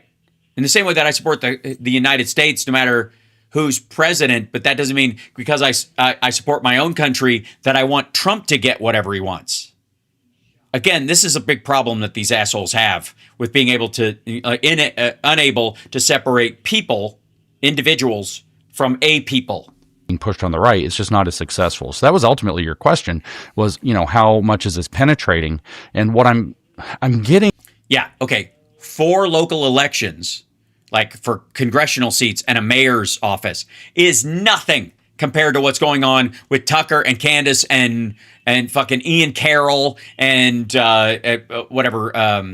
Nick Fuentes and that whole crowd. And Massey getting kicked to the curb and MTG leaving. Are you fucking crazy? Trans movement 2019 vibes or 2021 vibes. It's like I'm having moms call me. I'm really worried about my son. He's like saying Hitler got unfairly treated by history. What do I do? And I'm like, your son is trans. That's what you're dealing with. It's the exact same thing in mirror image. And this. Sorry. So, His big complaint, and we'll end it on that. His big complaint is that there's a trans movement on the right that's not trans racist, but trans overt racist.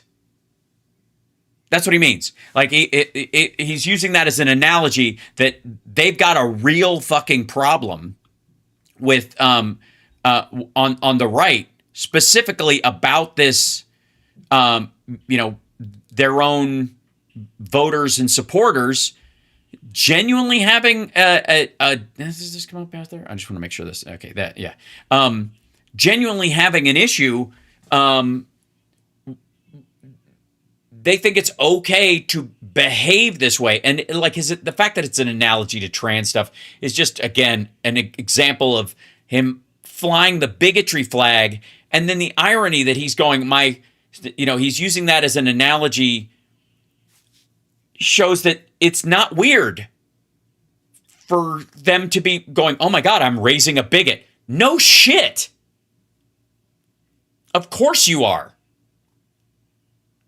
Yeah, it always comes back to someone's genitals with them. Not always. I mean, sometimes it's, them rubbing their genitals on furniture. Couch humping. Couch humping. Jump. I don't know. You don't know. So, all right, one last thing. Let's see if I have time for this. Do I? Ugh. Yeah. This is a news story. I don't even know, like, Trump is considering clemency for Sean Combs. By the way, if you beat your significant other on video and everyone can see it, I no longer have to refer to you by your cute dipshit like show name. Is that cool with everybody? You know what I mean? Like no. The dude's name is Sean Combs. He's not Diddy ever again or Puffy or Puff Daddy or any of that horse shit. You lose the ability to have some sort of like, singles like showbiz name after doing what people have seen, you do on video. Like, fuck that. Like that, I have to say, like, few things have legitimately enraged me watching them in the last few years more than how he treated his ex. Holy shit. So fuck that guy, no, 100 times no. But Trump will absolutely do it. Just for the record. Like, just count on it. Because he thinks it's going to win over some sort of, he'll get him points with some group, I suppose, within this mess. I don't know why. Other than, well, I do know why. You know what? I think I know why. Why would Trump bother? Why would he put himself in a situation? Why would he want to help him get out and get back to making money and making a living? Why? Let's see. See if I can bring this up for you. All right. Who took my gun? Who took it? Who took it? I was helping you guys. Because he's a shitter investor. He helped Elon Musk buy Twitter. There you go. And Trump wishes his head looked like that. Yeah. Sean Combs is one of the investors in Twitter. So if you're still on Twitter, you're making Sean Combs money while he's in jail. You helped pay, to the extent that the investment was profitable at all, you helped him pay his legal bills.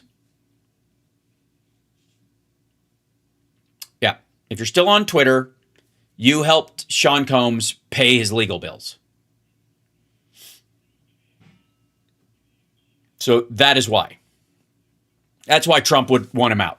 That's why Trump would want to give him clemency. That's why he would, he's not going to pardon him, but he'll let him out and get back to it. Because the reason he won't pardon him is because I don't think he can, but he can grant him clemency and allow him out because it's a state charge is the reason. So he can't pardon him for a state charge, but he can get him out of jail.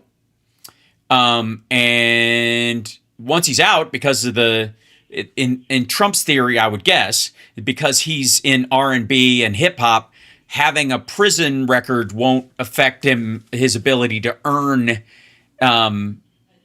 in this, I guess, in that business world. So he'll just let him out and let him get back to making, albums about his time in prison like he's a badass. And he can write, pimp songs about himself and think he's being cool. That's why. That's what I think Trump thinks about this, for real. Let him out and he'll start earning again. And then he'll start investing. He'll thank Trump, and then Trump will win with some sort of like semi-macho fucking bullshit group. All right, one more thing. I want to do hold on, see if this is play.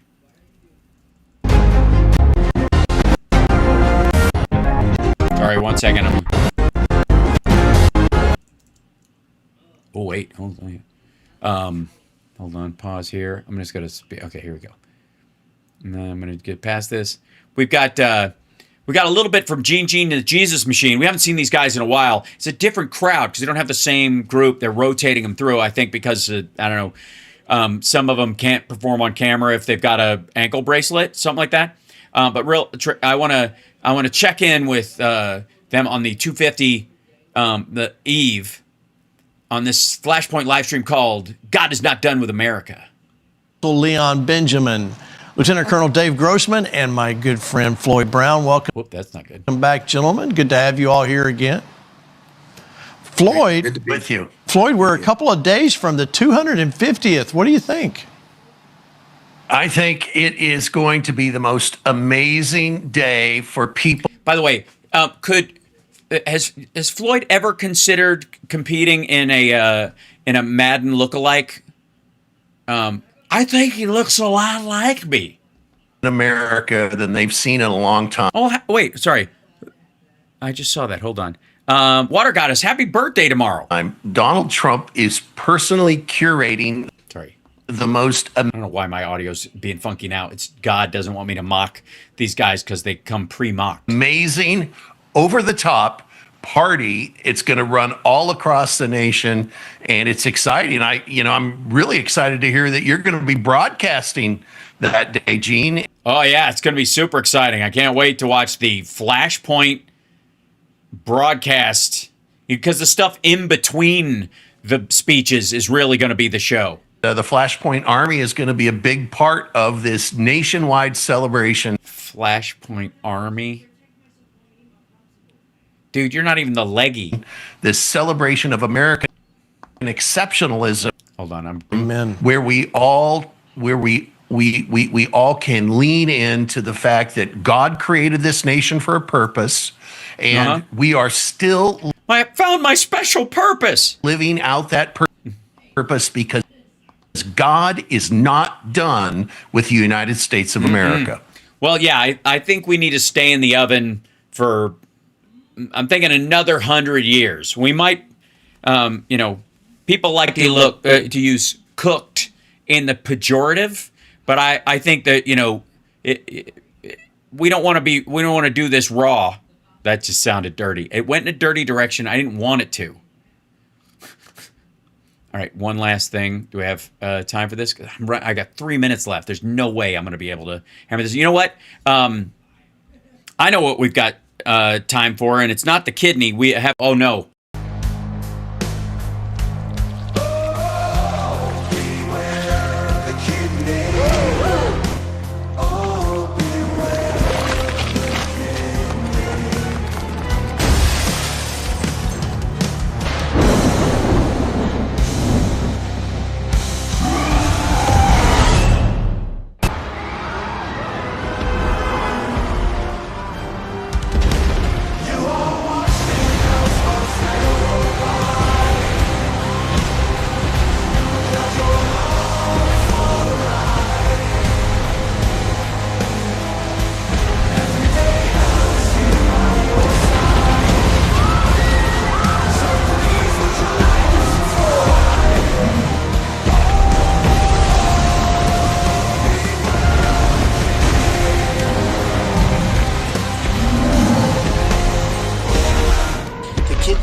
has a very special place in the heart.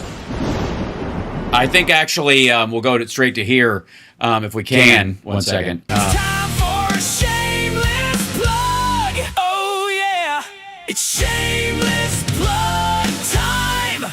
Yeah. So the date on the 31st for Nerd Halen has been postponed. We're gonna do that in a 3 show run coming up, and but in the interim. Let's see. I'm going to.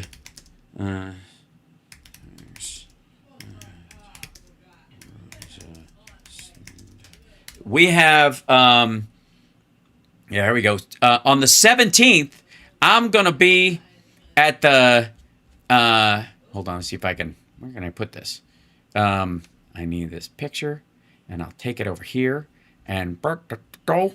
Well, that's too big. Look at that. I shrink myself down. I'm going to be doing stand-up at the Barrel Proof Lounge in Santa Rosa, trying out my new booker to see if we can get some new stand-up shows. Because I've been without one since my agency was eaten by a shark. And that shark was CAA. So I, at some point, I hope, hold on, let me see if I can do, we should do a border, and it should be motion, and then there should be a shadow on this so it looks better. It's so much better. And then we got to turn up the opacity on this thing. We turn it to the light, and then we just do it like that. That looks so much better. Excellent. So, and then I've got to, let's see, copy this, duplicate it, shrink it down a lot, slide it over to the other screen, and now you can see it on the vertical as well. But I will be at the Barrel Proof Lounge on the 17th and doing stand-up in Santa Rosa, California. So that's nice. That's fun. And this is actually a place that does music and stand-up and comedy or whatever. And so this is the place, I'm fairly certain, this is the place that Nerd Halen will be playing this fall. And they asked us to do this gig when we were doing San Jose, and I think we couldn't arrange it because we'd had other dates and blah, blah, blah. But anyway, so there it is. And we had my dad's memorial service because I think that was one of the dates they offered. So we've been shuffling it around. So on the 17th, I will be at the Bulletproof Lounge in Santa Rosa, and that's pretty cool. Also, like and subscribe. I think the other thing that you could do would be lovely if you could just do that kind of thing. Just subscribe. Also, great, free. Doesn't cost you anything. Let's get to 100,000. I know we could do it. I just want one of those little plaques. Is it too much to ask? I just want one of the little silver plaques, and then I won't bother you again until we hit 1 million. You know, and then diamond level. But we'll work that. I'm going in stages. But I think it's possible. I mean, as a matter of fact, I know it is. Because I believe in you guys, and I believe in the people that watch the show and stuff. So let me, let's see. Move this up here. Yeah. And then I'll move this guy up here. Same thing. There we go. Now I'm in front of it. That's good. Hey, boink, boink. What a handsome fellow. So, and you're right. With the gamma turned low, I do look much more pale than usual, but I'll work on it. It's hot outside. We'll have plenty of time to get a tan soon. So that's that'll be my shameless plug. We'll shut the show on that, and I will see you guys tomorrow. I got to prep for the radio show tomorrow. Johnny Million will be back with us, which is great. And I think he did a live stream today as well, which is lovely. He's been sorely missed. They've got an RPM show tonight. And then Phil will be on us. Philip Bittner will be with us tomorrow. And you guys know that the building, like less than a block away from him, the building attached to his building was struck by a missile by the Russians. And he made if you check out his channel at Philip Bittner on YouTube, you can see the short that he posted about that from the site, because he literally just walked down the block, and he's doing all right. He's but the guy's in a war zone, and it's real, and he's one of our favorite people for a reason, and we're all very impressed down here, I can tell you. So hit the like, share the show. Yes, really. And I will see you guys. Let's see. Boink. Love you guys. Oh, staff chat. Okay, I'll look at the staff. Where did it? Oh, there it is. It was hidden behind my audio thing. Yes. Chat is asking, is it going to be for Patreon? Yes. Yes, I believe so. If I can't live stream it for Patreon, folks, I'm going to record it and then post it for Patreon folks. I just don't know what their capacity is, and I will be showing up there sort of because I have family here and all kinds of shit going on. I will be flying in the night before, very late, and because I don't like flying on unless I can get a really early flight and then whatever. But I will be flying in, and then I'm gonna have to go to the venue and see what they have. I'm gonna advance it a little bit. But if I can live stream it, I absolutely will for our Patreon folks and our YouTube members. And eventually I would like to try and do it for Twitch subscribers, for those, because I feel like, if you're paying to watch the channel in any format, and you make it happen, I want to be able to give that to you, not make you have to do it in two different places. I know that might cost me money for people who are one or the other, but I appreciate you guys, and period. That's it. It's why, again, the real reason I do this, the show the way I do it is so, and I give away that show to the people who are members and the like, is because I don't do anything behind a paywall in regards to the show and the politics and all the stuff that I'm doing, because I think it should be out there, and I'm not going to. So any way I can kind of give you guys a reward for helping us, keep the show on it, that would be great. What about pirating a cam video of the show? Look out. Only Hal.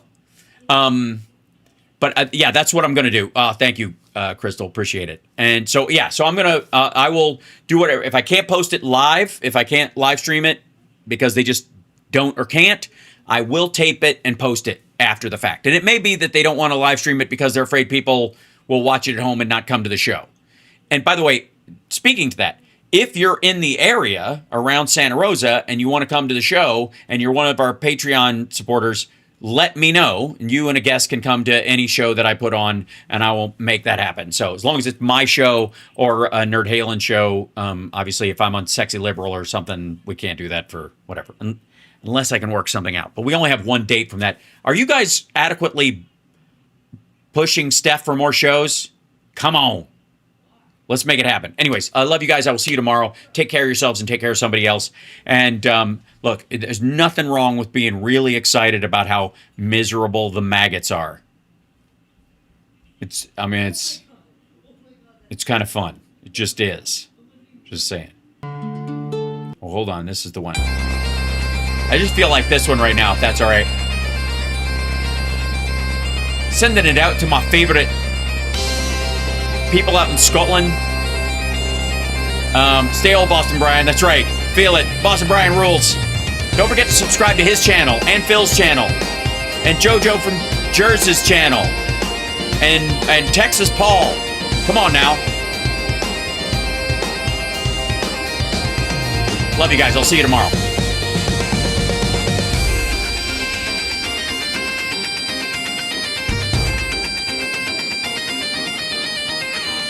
Moon River.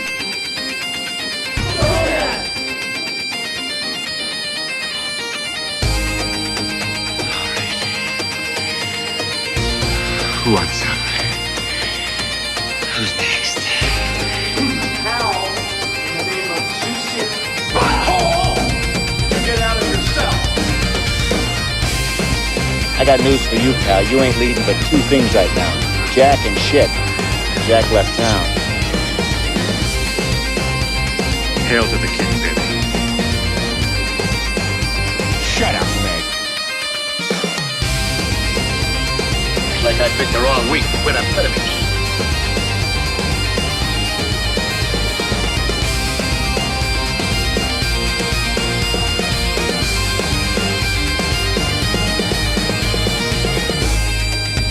I'm your huckleberry.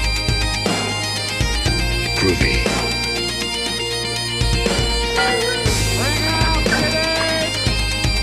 Throw me a frickin' bone here. I'm the boss. I am a cow. 9,000 completely.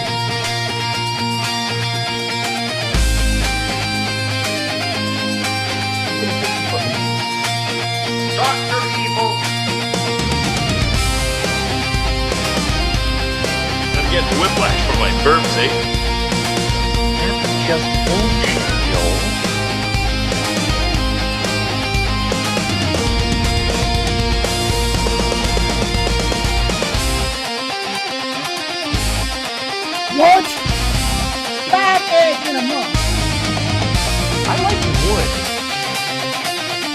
Wow. Action replays in magnified portion.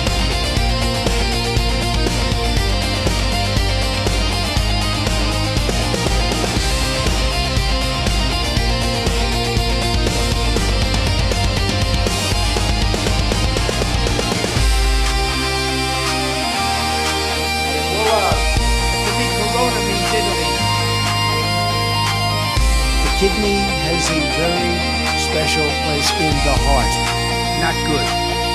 Potatoes and chicken. Tariffs!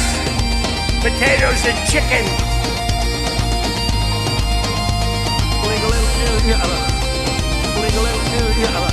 When they gaze upon the Semites, Potatoes and chicken.